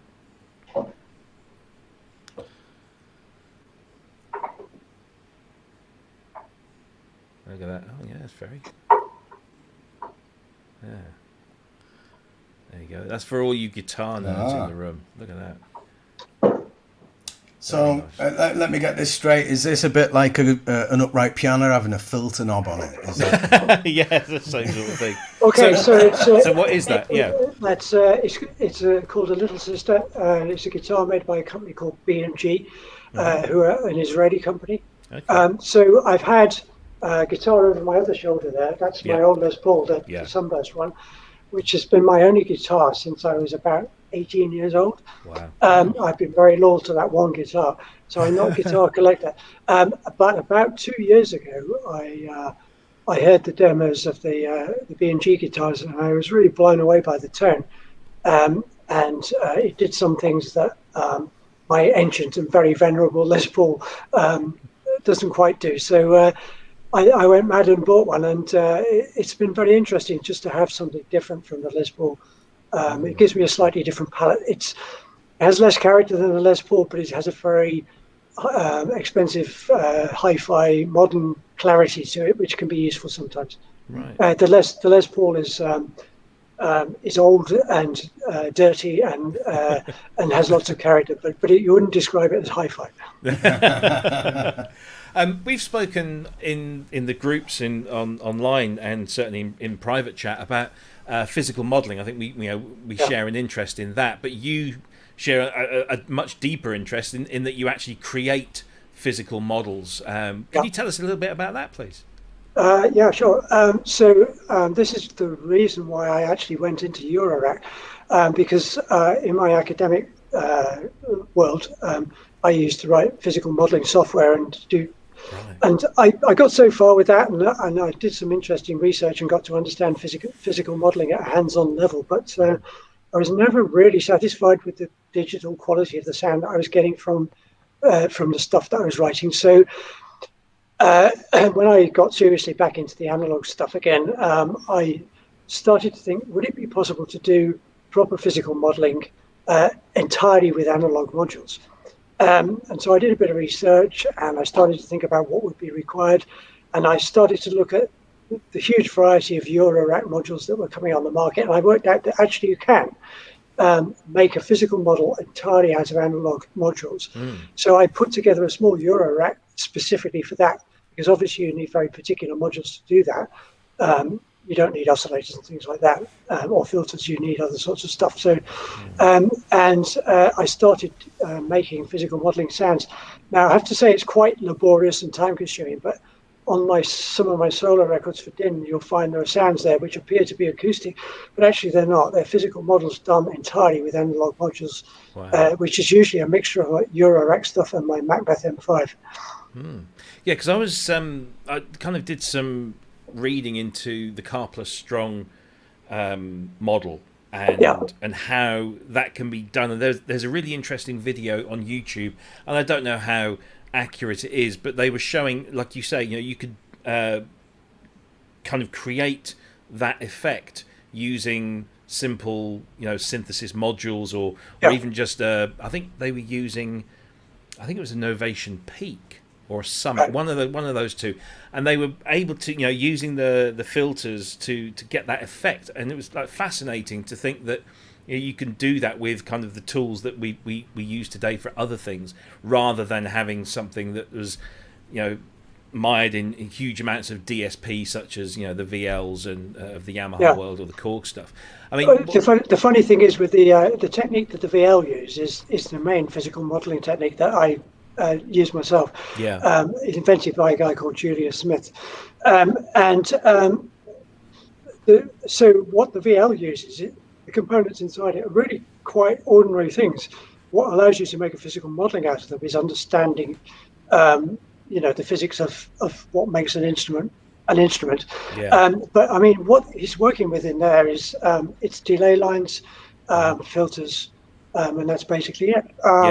And so the difficult bit is to know how to configure them so that they imitate the physics of what you're trying to, imitate. Yeah, quite. I mean, it's fascinating stuff, and I'm really, I don't understand it at a deep level, but I love using it and playing it and listening to some of the crazy things you can get If people want to Google my name and SoundCloud, you can find a couple of examples of the analog modeling stuff on there, just isolated. It's basically stuff I've used in tracks, but I just isolated a couple of examples and put them on SoundCloud, which is where I put stuff that I don't know where to put anywhere else. Yeah. Just because I thought people might be interested to hear what it sounds like in isolation. Yeah. So there's a couple of wind models and there's a brass model and things like that, but all analog. Yeah, I've listened to them. They're very good.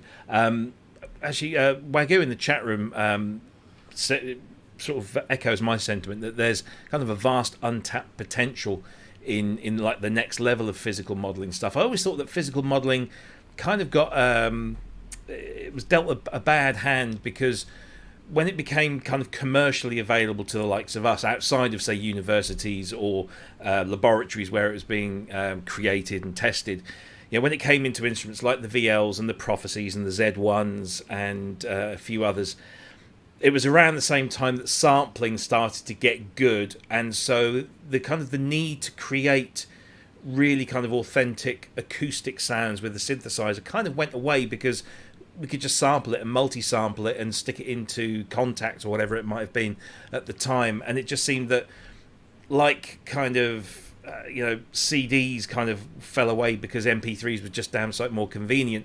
Physical modelling kind of got pushed out of the way because sampling just got so good and was probably easier to understand and more affordable.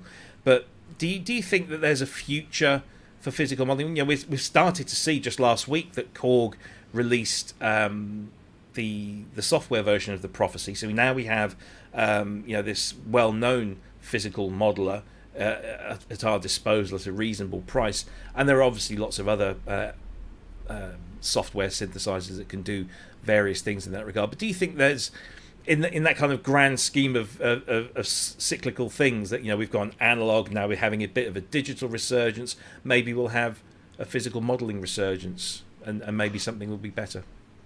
The answer to that is I don't honestly know, because I don't have a crystal ball. But I mean, from my personal point of view, I don't mind if nobody else is interested in it, and there are only 10 people who talk to each other on academic forums who have an interest in it, because what it does is allows me to use sounds that other people don't know how I've made and can't imitate. So from my point of view, I don't mind if it's not popular or not. But to try and answer your question, I think the limiting thing with physical modelling is it's not terribly technically difficult to make or to manipulate, but what is difficult is to understand how it relates to what you're trying to do. So a lot of it is about intellectual knowledge. It's a bit like the way people struggle with the DX7 to start with, because people didn't understand how to synthesize something with FM. You probably had to go and read John Channing's paper before you could actually get any sense out of a DX7. And so the same applies to physical modeling. You probably have to go and read Julia Smith's very extensive online documentation before you really get a grip on, exactly how it works. And then once you do that, you can take a system like the VL1 or the Korg variations or whatever and get a lot more from it. But even more than that, you can then push beyond just imitating acoustic instruments. I mean, the thing that interests me about physical modeling is it has the expressive qualities of an acoustic sound, but you can push it into sounds that don't actually relate to a particular physical situation.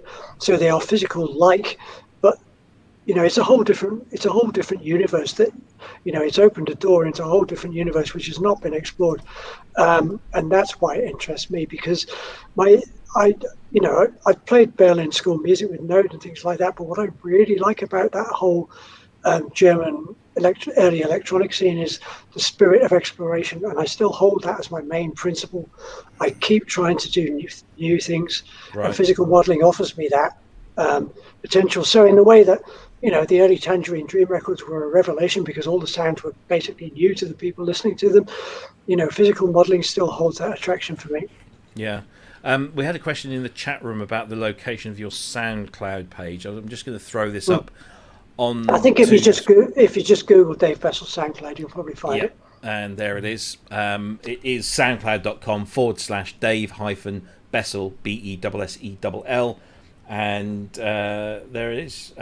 There's all kinds of random stuff. There's bits of my contemporary classical stuff on there, and bits of industrial metal stuff, which is something I like as a guitar player, and some random sound experiments. It's just a real mixture of things I don't know what to do with, basically. But in amongst there, you'll find physical model examples. Yeah, brass physical models, there's analog modular physical models. All sorts of stuff in there. Yeah, great to dig into that. So just let me throw that up onto the screen there. There's the link, soundcloud.com/Dave-Bessell, where you can go listen to that. Yeah, let me hit another question from the chat. So Sasquatch has asked, and I want to expand the question a little bit too. He says, does David have a string synth? If so, what? But also, let's talk a little bit about your keyboard rig, or your synthesizer rig, I should say, because you've got some really interesting pieces that you're using. I don't actually have really mountains of gear, which might be a surprise to some people. I'm not gear collecting obsessive. I'd spend a long time thinking about what I might actually use synthesizer wise, and I take a while to get to know a particular piece of equipment, and then when I'm sure it has a character I can use, a musical character I can use, then I go for it, and I tend to spend a long time using it in depth rather than having lots of things which I use more superficially. So to answer the original question, the nearest thing I have to a string synth is Elise's Andromeda, which is actually very good at doing that kind of Selena string kind of sound if you sit there and program it carefully. So that would be my equivalent of a string machine. And it's interesting because, some people think string machines are very limited. But one of my big influences is the Bowie low period, when he was doing stuff with Eno. And it's very interesting. I learned an awful lot about the character of synth sounds from those records, Low and Heroes, the ambient stuff in particular. And what Bowie is incredibly good at is recognizing what the inherent character of an instrument is. So he'll use these really old, obscure synths, and he'll use them for one sound. And so when he uses Selena String Machine, he absolutely nails that Cold War alienated quality that you get from it. So what he likes about it and what he uses it for is not because it sounds like strings, it's because it doesn't sound like strings. And it sounds like this kind of cold version of strings, if you know what I mean. And that's very atmospheric, and he really nails that. So that's what I look for in a string machine, in a synth. It's some inherent character like that. And it's very interesting, the whole analog revival thing. I think only now a lot of people really understand what the inherent quality of a Minimoog was. People thought it was something different when it was around originally. The same with the Moog modulars. People really understand now what that sound means in a musical context. Yeah. There was a question in the chat room. I want to get it in before it disappears off my list and I miss it. Synth Addict wanted to know, because you mentioned Tangerine Dream earlier, so clearly a big influence on you. What's your favourite Tangerine Dream album or track to play or to listen to? It would have to be Rubicon. I think it's the firstly I should say I prefer their earlier period, from when they first introduced sequencers, fader through to Ricochet, I guess. And I think Rubicon is probably the most fully realized best example of that particular style period. So that would be my favorite thing. But as I say, the thing that attracts me to Tangerine Dream is not really to try and imitate what they were doing musically. It was the spirit in which they did it, and the pioneering way they threw out all of the musical rules. Let's get rid of the drummer. Let's have.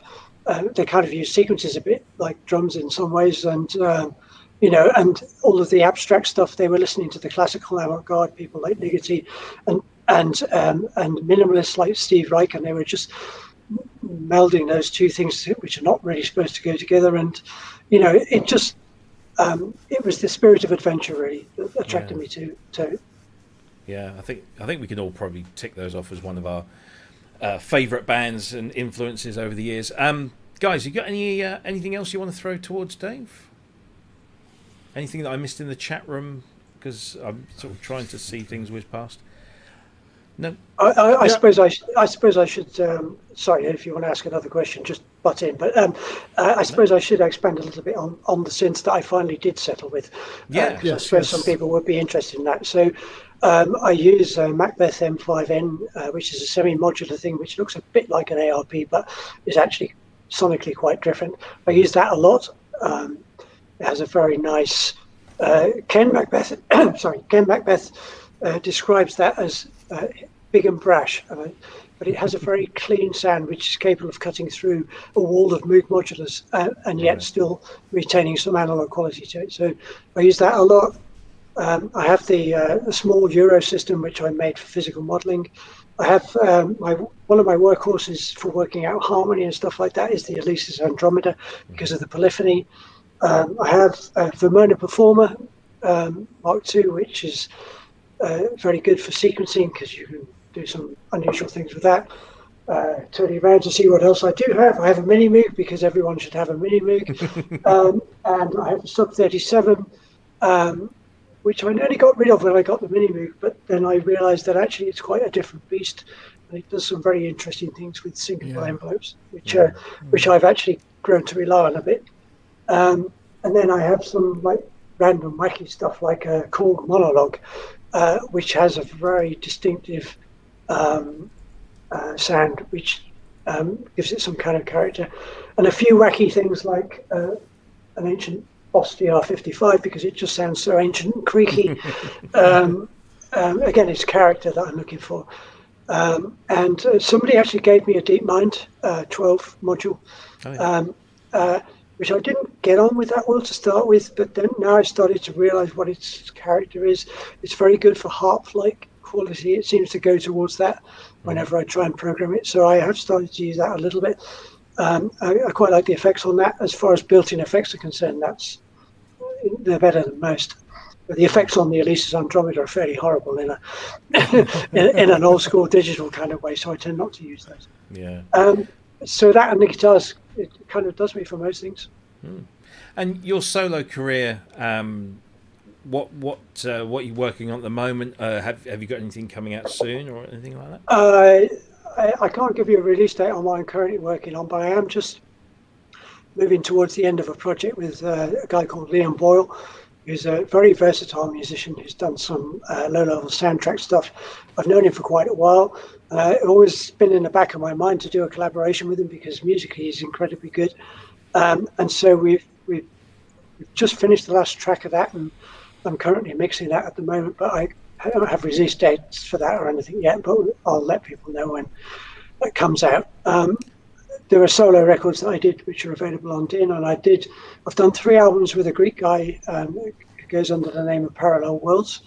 Again, he has a very interesting musical character. I keep coming back to this musical character thing, whether it's synths or people. I'm looking for individuality a lot of the time. Yeah, I'm just going to throw that on the screen. So this is Phosphenes on the brilliant that's the DIN last. That's the last one that I did with Parallel Worlds. A guy called Bakis Syros. He's a completely self-taught musician, but he has a very quirky sense of harmony and melody, which I find really interesting. It's a really good antidote to my classical theory because he breaks all of the rules, but in a way that seems to make sense in his own world. I love that. I really love that. Yeah. And don't forget, everyone, it's Bandcamp Friday today, so if you're going to go and buy stuff, today's the day to do it. And I think you've posted a bunch of links in the thread that we put on the Facebook group. So, yeah, I put a couple of links to my solo albums because on my solo albums I can really make full use of the classical theory stuff that I know. So I don't hit people over the head with it, but I can do some technical things which are more difficult to do with other people, unless they've also, been through that whole classical thing as well.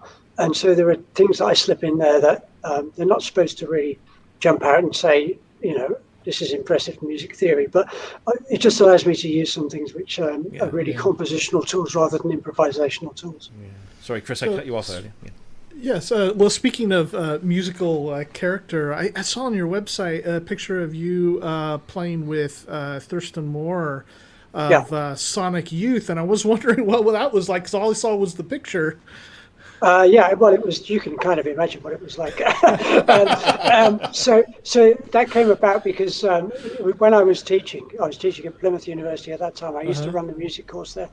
I used to get people in to do workshops for the students, and Thurston very kindly came in to do a workshop for the students.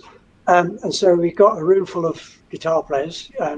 I think there was about 14 student guitar players, me and Thurston, and a couple of people that Thurston brought along.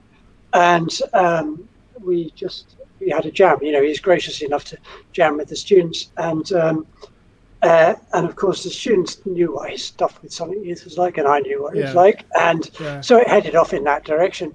So it was like a cross between Glenn Branca, if you know him. So he does stuff with lots of detuned guitars. So Thurston, the only thing that Thurston specified was nobody was allowed to tune up, and nobody was allowed to use their own guitar. So we had broken guitars. We had guitars that hadn't been tuned for months, and I think I played a guitar with a cigarette lighter, and somebody was doing. We had no percussion, so somebody was doing percussion by. Got 2 desks from the classroom, and they were banging the desks together.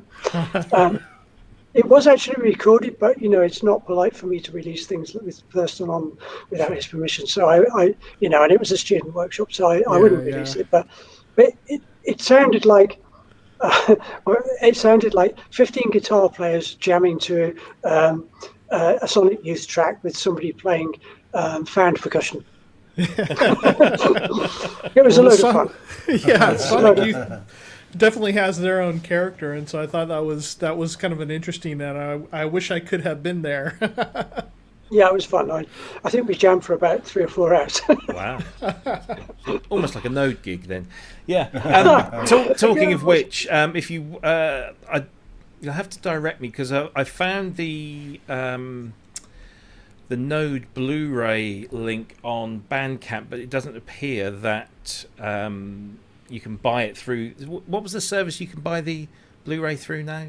CD Services. They're based in Edinburgh or somewhere like that. Right. If you Google CD Services UK, you'll find. I think they're as far as I'm aware, they're the only UK distributor who stocks it. But you'll have to check with them what their current stock is. Here we go. Let me just stop that one, and we'll share this one instead. Because this is, if you're into electronic music, period, let alone modular stuff and live performances of said modular stuff, this is it's an absolutely essential thing. It's normally 11. So that's the CD of the gig, the audio, and then I believe the Blu-ray's on there somewhere else as well. Let's just. Here we go. There we go. Blu-ray stock. $18.99. That's including VAT. That'll cost you more than that to ship it from America. Yeah, it does. Yeah. But also all the Node CDs in there as well, the albums and the live CD of the gig. Yeah, I mean, as far as the band are concerned, I mean, I don't want to destroy CD Services business, but from the band point of view, it's best to buy the CDs from the DIN side. Yeah. But by all means, do go to CD Services for the Blu-ray. Yeah, and if you want to go and buy the studio albums, they are, as David said, over on Bandcamp. I'm just picking the page up now, which is just here. So that's Node 2, which is available there. You can actually buy the full DIN label discography, which includes Node and a whole bunch of others, including David's solo work. With a 40% off there as well, but there's plenty of. I mean, it's such a big label that Ian's put together there with such a broad range of artists, and he's done a fantastic job. So yeah, it's all available there. But please get that Blu-ray; it's essential viewing, absolutely essential viewing. Lots of great feedback coming through in the chat, by the way. Just trying to pick. So Will Joseph said, learned a lot of new stuff tonight. Didn't know David, didn't know Node. Sounds like music that I'd love to listen to. So there you go. One fan. From the point of view of the band, I guess if somebody is new to Node, I would recommend, if you want a place to start. I mean, the live record is interesting, but from the band's point of view, the Node 2 album is probably the most, the best realized version of our ideas, shall we say? Because we had time to think about it in the studio, and also, the luxury of recording it more carefully than you can live. So if you're completely new to Node, try Node 2 and then work out from there. Excellent. No, it's you won't be disappointed. It's great stuff. Guys, any other questions from you or from the chat room that you've seen before we move into the last few topics of news? No, but I have seen some talk of the Spitfire Labs. Yes, maybe you want to transition to that. Oh, that was a cool segue there. So, talking of string machines. Yes, talking of strings, indeed. We are great lovers of Spitfire audio and what they do, particularly labs when Ben can get them to work. Have you managed to get past that yet, Ben? You know what? I have. Yay! I put it on today. I got back off my holidays today, and I thought I'm going to have to install this ready for the show tonight. Yeah.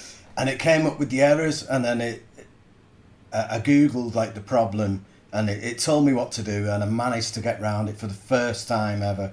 Brilliant. I must have been doing something wrong previously, but yeah. It's all working fine now. It's great. It's what we call picnic. Problem in chair, not in computer. Yeah, I reckon so. Yeah. So this is the news that Spitfire Audio have just released Synth Strings, which is a Selena string ensemble. Has been sampled and put into one of their free libraries. Let's just play a little snatch of it here. These classic synth textures have been created from the famous Selena string ensemble, an iconic 70s string synthesizer used on countless hit records. Complete with sampled modulation and processed pads, this is what it sounds like.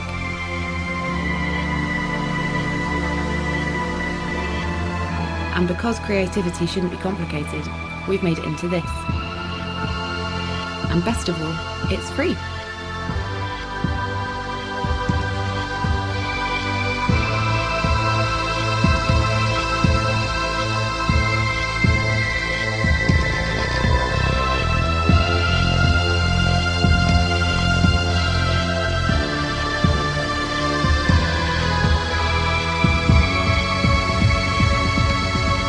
So there you go, that's string synths from Spitfire Labs. Sorry for the abrupt ending there.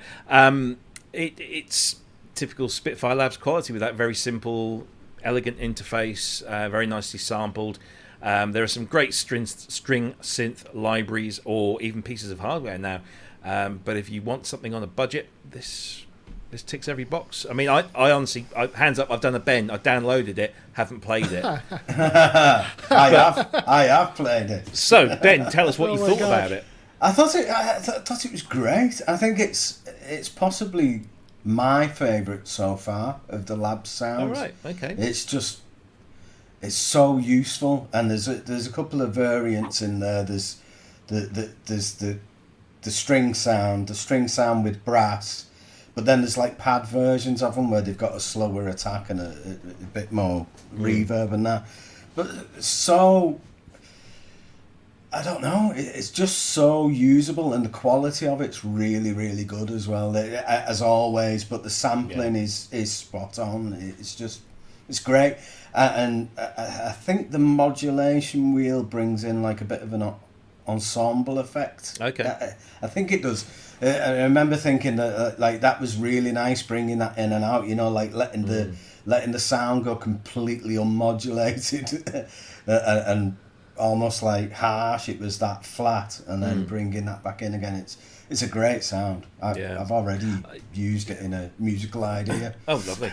The string synth sound is a classic. You know, it's an undeniable classic. Dave, have you tried this at all, or? No, I haven't tried it yet. I mean, I have slightly controversial opinions about sampled analog instruments. So, you know, I entirely approve of what Spitfire are doing, and making it available for free is great, and they do a great job of sampling. But just personally, what happens for me almost always, somebody samples an instrument like the Selena, which I like. I'm a little bit nervous about using because I'll turn into Bowie from the Heroes period, but I really like the sound. But what happens to me with samples of that kind of thing is that I play the sample, I think, yeah, that's good, and then I put it side by side with the real thing, and I just lose the will to live, because there's some indefinable something which is not there in the sample. It's partly psychological, but it's not just psychological. There's something in the sound. It's quite often to do with the fact that not every note is sampled. The fact that every time you play the same note, you get the same sample. And it's a very subtle thing, but what it does is it just slightly deadens the music in an emotional way. And it's not something you can really put your finger on, but if you accumulate a lot of sounds across a track which are sampled like that, you start to gradually lose the life out of the music. This is my personal opinion. I know a lot of people just say nonsense, VSTs are fine and all this kind of stuff.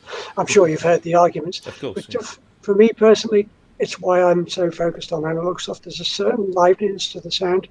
My personal ideal of a sound is an acoustic sound, and an analog synth is closer to that. A physical modeling is even closer, and sample sound is one step further away. And so for those reasons, I tend not to use samples like this. Superficially, they're quite good. You play them and you think, yeah, that's great. And the more you use them, you think it's not really that great. Yeah. Just for my personal. Yeah, absolutely. I get that, yeah, absolutely. Cryss, did you get a chance to play with this before we came on? I have not. And I think what has happened, because I've had 2 experiences this week that are as unusual, and I think what happened is that Ben went on vacation and he passed all his bad luck off onto me. Yes. Yeah. Yes. So as soon as that popped, I was like, well, I don't need any strings and stuff. I've got stuff. But because it's Spitfire and I want to go check it out, and I went to try to download it. It wouldn't let me. Download. And the second one was earlier in the week when Rob sent over the Mark Ronson stuff with Gary Newman and Paul McCartney, and then I saw that there was an Apple Plus series. So I've got. With the iPad, it came a subscription with that for free for a year, and so like, great, I'm gonna go watch this, or I'm gonna find out, at least watch whatever talks about those 2 guys. So I pulled it up, and all it was playing was the background. It was none of the narration. Everything was missing off of that, and I don't know what it was. Now I'm on. I think I had maybe checked it out. I don't remember if it was on. I think it was on my computer actually, because my iPad has the beta for iOS 15, so there's all sorts of wonky stuff happening, but I'm okay with that. But I was so disappointed. So I've got so many Apple devices that I'll just need to try them on. I've got I'll check the Apple TV later today. Yeah. And maybe my wife and I will watch that. But so I'm not happy about this. And Ben, you can have your bad luck back. In fact, I won't even carry a beer near my computer because I'm afraid right now. Well, I'm back now, so maybe I'll carry on. It'll probably all explode in a minute. The jinx will return home. That's Spitfire Labs synth strings, available from labs.spitfireaudio.com. Free of charge today. It has been really light on news topics because it does tend to get that way this time of year. But I just wanted to mention a few things. I'm just going to call up. I'm going to try something slightly different here because otherwise I'll get confused with all the sharing of the tabs. So I'm just going to add this back in. So that's synth stuff there. So first of all, just want to make people aware of this. IK Multimedia are doing their 25th anniversary group buy. Now, I'm not going to try and say that I understand how this works, but basically, you agree to buy one thing from IK Multimedia, and then you become a group buy participant. When they hit a certain number, I think it's around 1,500 or 2,000 or something. 2,000. Yeah, then they add another product in the mix, and you'll get that for free as long as it's not more expensive than the product you bought. And there's the incentive. So if you buy something that's $150, you'll get free stuff as long as it's normally retails for $150 or less. So if you buy something a bit more expensive, like $300, then you're probably likely to get more stuff. So there are 25 days remaining, and basically the more people that sign up for this and buy stuff, the more free stuff they will give away based on the value of your initial purchase. So if you're missing something out of the IK Multimedia collection, you've been meaning to buy that thing, then probably now's the time to do that. These group buys can end up being really good value. So I'm not a big IK Multimedia user at all. what would you recommend as a say I had like 200 to 300 to spend on something? What's the great introduction? Well, I would say any of their T-Rax stuff is really good, and the mix box as well, which is this kind of modular rack effect thing that's very useful.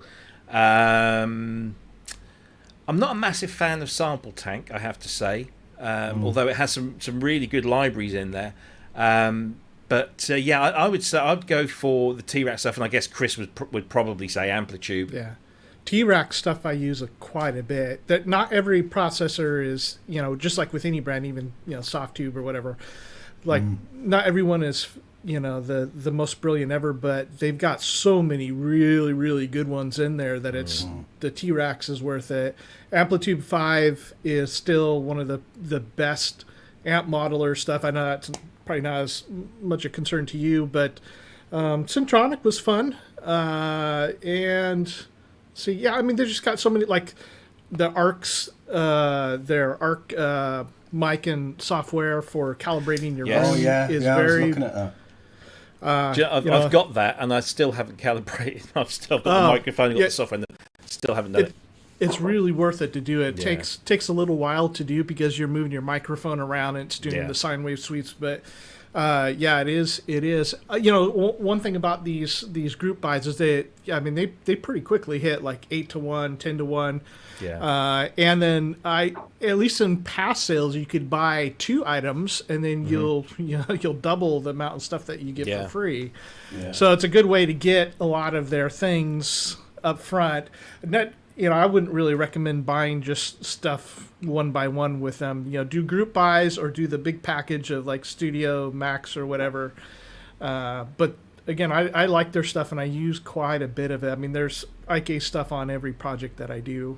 Yeah, it's well worth it. So, definitely some good stuff there. So that's IK Multimedia doing their group buy. The other thing I wanted to bring to everyone's attention is the latest Bob Moog Foundation 15th anniversary Minimoog raffle, where you can win a vintage Minimoog Model D signed by Bob himself, and the tickets will cost you $20 each, but the more you buy you get more tickets for your money. So for example, if you buy you spend $100, you get 6 tickets instead of 5, and then there's more besides, but it's a glorious looking thing. So $20 a ticket, and then say there's different divisions of things. I'm just trying to get a big image of the unit up on. Can you imagine if you actually won that though? Wouldn't it be like Spinal Tap? It would be like, don't even look at it. Right? You got it set up in your room. Nobody's allowed to play it. I remember one of the previous ones, and the winners sent in pictures, and there's like some guy in. Dang it, hanging around you guys too much. I was going to say car park, but parking structure, and he's got a memory Moog just like underneath his arm, like no big deal. Wow. I was like, man, I wish that was me. Many years ago, Bob Moog turned up to a Node gig. This was before he died, obviously, and I had a very surreal moment when I looked down into the audience and I saw Bob Moog dancing. That's a moment you don't forget. No, it's weird. I had Korean with Peter Vogel, the guy that invented the Fairlight, and that was just bizarre because I kept looking at him across the table thinking I'm sat here having dinner with the guy that invented digital sampling, and it's just and here we're tucking into some weird Korean stuff. So there you go. That's the Minimoog raffle. Did we? I don't know if we mentioned it. Matt, you probably did. I mean, you usually cover all the details, but this goes to help the Moog Foundation. And which is doing a lot of education, and so we definitely like to get the word out on this, because it's not just the idea of winning a Minimoog or any of the other ones that they have done, but it's that you're also, even if you don't win it, you're still helping people out, which is a really great thing. And if you want to know more about that, of course, we had Michelle Moog Kusa on the show some while back. You can go and rewatch that show. And I've just noticed on the side there, the Sound on Sound electronic music podcast that I did with Michelle as well. So if you want to learn more about the work that Michelle does with the Bob Moog Foundation, the educational outreach that they do with young children in America, and are looking to expand that, and of course the wonderful Moogseum in Asheville, this all goes to support them. They are a charity, and this kind of stuff all benefits them. So the entries between the 2nd and the 30th of August. And if it's like all of the other ones, yes, it is. There are 5,000 tickets to buy. And if all 5,000 tickets sell out before August 30th, that's it. The raffle closes, and then a winner is drawn.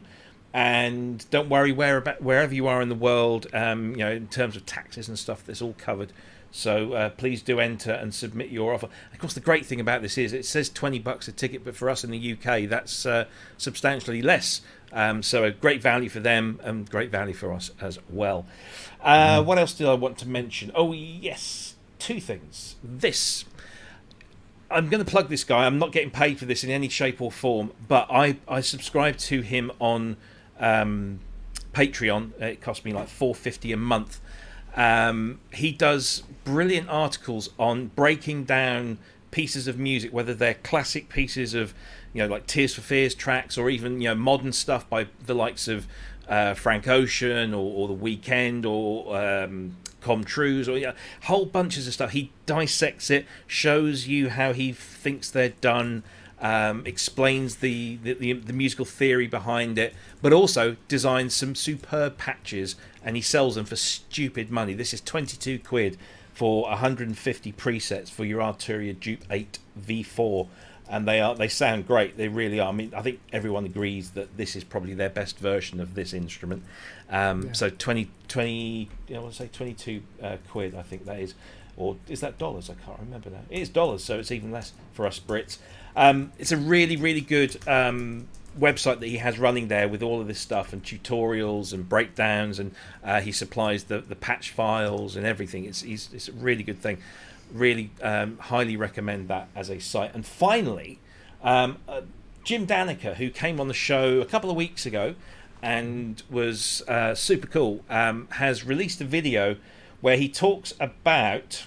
Whoops, I'll just turn the volume down on that. He's talking about Mainstage, because obviously that's his big thing with Backstage Pass, being this Mainstage thing for use in live. But a lot of people don't quite get Mainstage and trying to understand the difference between it and Logic. And this video talks about how you can integrate Mainstage in the studio with your own DAW. So if you're a Cubase user or Pro Tools or whatever it might be, obviously with Logic, Mainstage is pretty pointless in the studio. But this is a really cool video. He just put it out today. So go and check that out. If you're in any way interested in using Mainstage, it's a well put together video. He walks you through how he uses it with things like Cubase. So yeah, very cool thing to have there. I don't know how it looked like on the feed going out, but on our StreamYard feed, you almost were like lip syncing for him, because every move of his arms was with your emphasis, and I don't know. I had 1, 2, 3, 4, 5 different things that I wanted to get right, and I'm telling you, I've nailed it here, mate. I've proper nailed it. Oh, you can do this, can't you? That's cool. You see what Jim's going on in his back? Is that his System 1 there, or System 8 or whatever it is there? That's System what I want to be able to do with that. I want flashy lights. That's what I want. I don't think you can with the Arturias. No, it doesn't look like it. Unless anybody knows, there's a question for the group. If anybody knows how to do that on a Polybrute, that would be great. But yeah, I think that's pretty much it. So just to recap before we sort of do our wrap-ups and goodbyes. First of all, if you want to buy the Node stuff, cd-services.com, you can buy the Blu-ray from them for $18.99. If you want to listen to Dave's experimental work, stuff that he's just kind of like put out there, he doesn't necessarily have a specific home. There's lots of examples of his models. soundcloud.com/Dave-Bessell. If you want to buy the Node albums, you can do that through the DIN Bandcamp page, which you can download as, or you can buy as a digital download. I don't think the CDs, they've all gone. I have to say, David, that there was a bit of a hoo-ha over on the the Discogs website. It's this cataloguing website for people that collect CDs and vinyl. And there's lots of arguments about the different versions of the pressing of this, and I didn't realise I'd actually got a first version because it does say on there. But so there's two of those. But yeah, it's a great album there. And then where else? Of course, David. I couldn't find your other website, but it's out there somewhere. You can Google Dave Bessell Music, and you can learn all about David's stuff there. David, thank you ever so much for coming on. It's been a great pleasure. Welcome. Really interesting to talk to you. You must come on again soon. We can talk a bit more about things we weren't able to sort of get around to talking to. Sure. The physical modelling stuff fascinates me. Guys, thank you again for joining us. What have you got planned? Anything, Cryss, for the coming week? Yeah. So my buddy just bought a sequential tom drum machine, and so very nice. I don't know if it'll be this week but sometime soon. Going to go through and he's got, and I don't remember the name of it, but there's an aftermarket, but it's really up your alley with the stuff that you do with the DX series, Rob. But I'm going to install an aftermarket little card on there that goes the internal card, and then it'll allow him to have a whole bunch of sounds. Like it's going to give him the original sequential stuff, but then plus several different Lindrum things and DMX and DX stuff. And then also you're able to use a card, and he's getting one of those special cards with a little push button on it that will give him more sounds for that. So I think we're going to probably do a video at some point where we'll show what it takes to install the mod, and it looks fairly easy, and then we'll play through some of the sounds. So I'm looking forward to doing that. Cool. I love the way that I love the way that technology is such now that we can really keep these old machines going. If only they could come up with something with human beings and keep us going. But there you go. Ben, any gigs in the offing soon? Yeah, I'm gigging tomorrow. Oh, very nice. I don't know where. I haven't got a clue. I was just about to say where you're gigging, but you don't know. I think it might be Bolton or somewhere like that. All right. But Bolton. I was supposed to be calling in during the Mark Doty show. You were. When I got to the gig, honestly, it was an absolute nightmare, because I have like a Cubase file for the whole set. It's like multi-track, and we play on top of that and sing on top of that. And it got corrupted, and so I launched the laptop and everything, and it just wouldn't load the set. So it said the backup version exists of it. So I loaded that in, and that wouldn't work either. And it was just like people started coming in. The band's in the dressing room. I'm still trying to get them. We haven't sound checked or anything because we can't get anything running. And it was just calling the show up and joining in on that would have just been totally impossible at that time. So I managed to get it working from a backup on the cloud. And I've got it all to come again tomorrow. Honestly, I mean, here we're talking about recovering a live show from a backup in the cloud. I mean, what a time to be alive. Wow. So, all the audio files and everything was okay. It was just the Cubase project itself that had took the knock. So time to change to Logic. Logic. And learn something all over again. Anything interesting in your immediate future, David? As I say, the next thing that will probably be released will be the collaboration album with Liam Boyle, and I've just very tentatively started on a new solo album as well, but I'm just 2 tracks into that, so that will be a long way off. But those will be the next 2 things on the horizon, so to speak. Brilliant. Well, do make sure to let us know on the Facebook group. And, of course, anyone that's watching the show, David is a very active member over there, so thank you for that. Appreciate your input and your expertise, and long may that continue. And thank you ever so much for giving us your time this evening. It's been a real pleasure. Really, really good. I enjoyed talking to you. Good, thank you. And I'm going to be spending time learning this thing, which I've fallen in love with. Don't worry, though, I haven't forsaken my digital roots. I'm not going to be going all analog, although I must say, Prophet 5 Rev 4 is now increasingly tempting, shall we say. I was actually jamming this afternoon, just messing around with just analog synthesizers today, which was most unusual. Had that going with the Uno Synth Pro and the TD3, and was having a little bit of fun with those. So that was awkward, but fun. Yeah.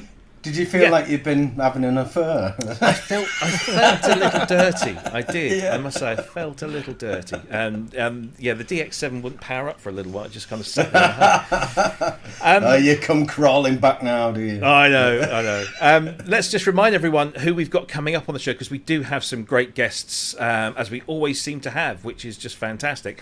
Let me just get my list up. So, next week, we're going to be joined by my friend Mark Reeder, who is, as I said many times before, he was Factory Records guy out in Berlin through that that period of time from like the mid to late 70s to beyond to the late 1980s, and was responsible for so much over there. Worked with New Order, Depeche Mode, Joy Division, a whole bunch of people.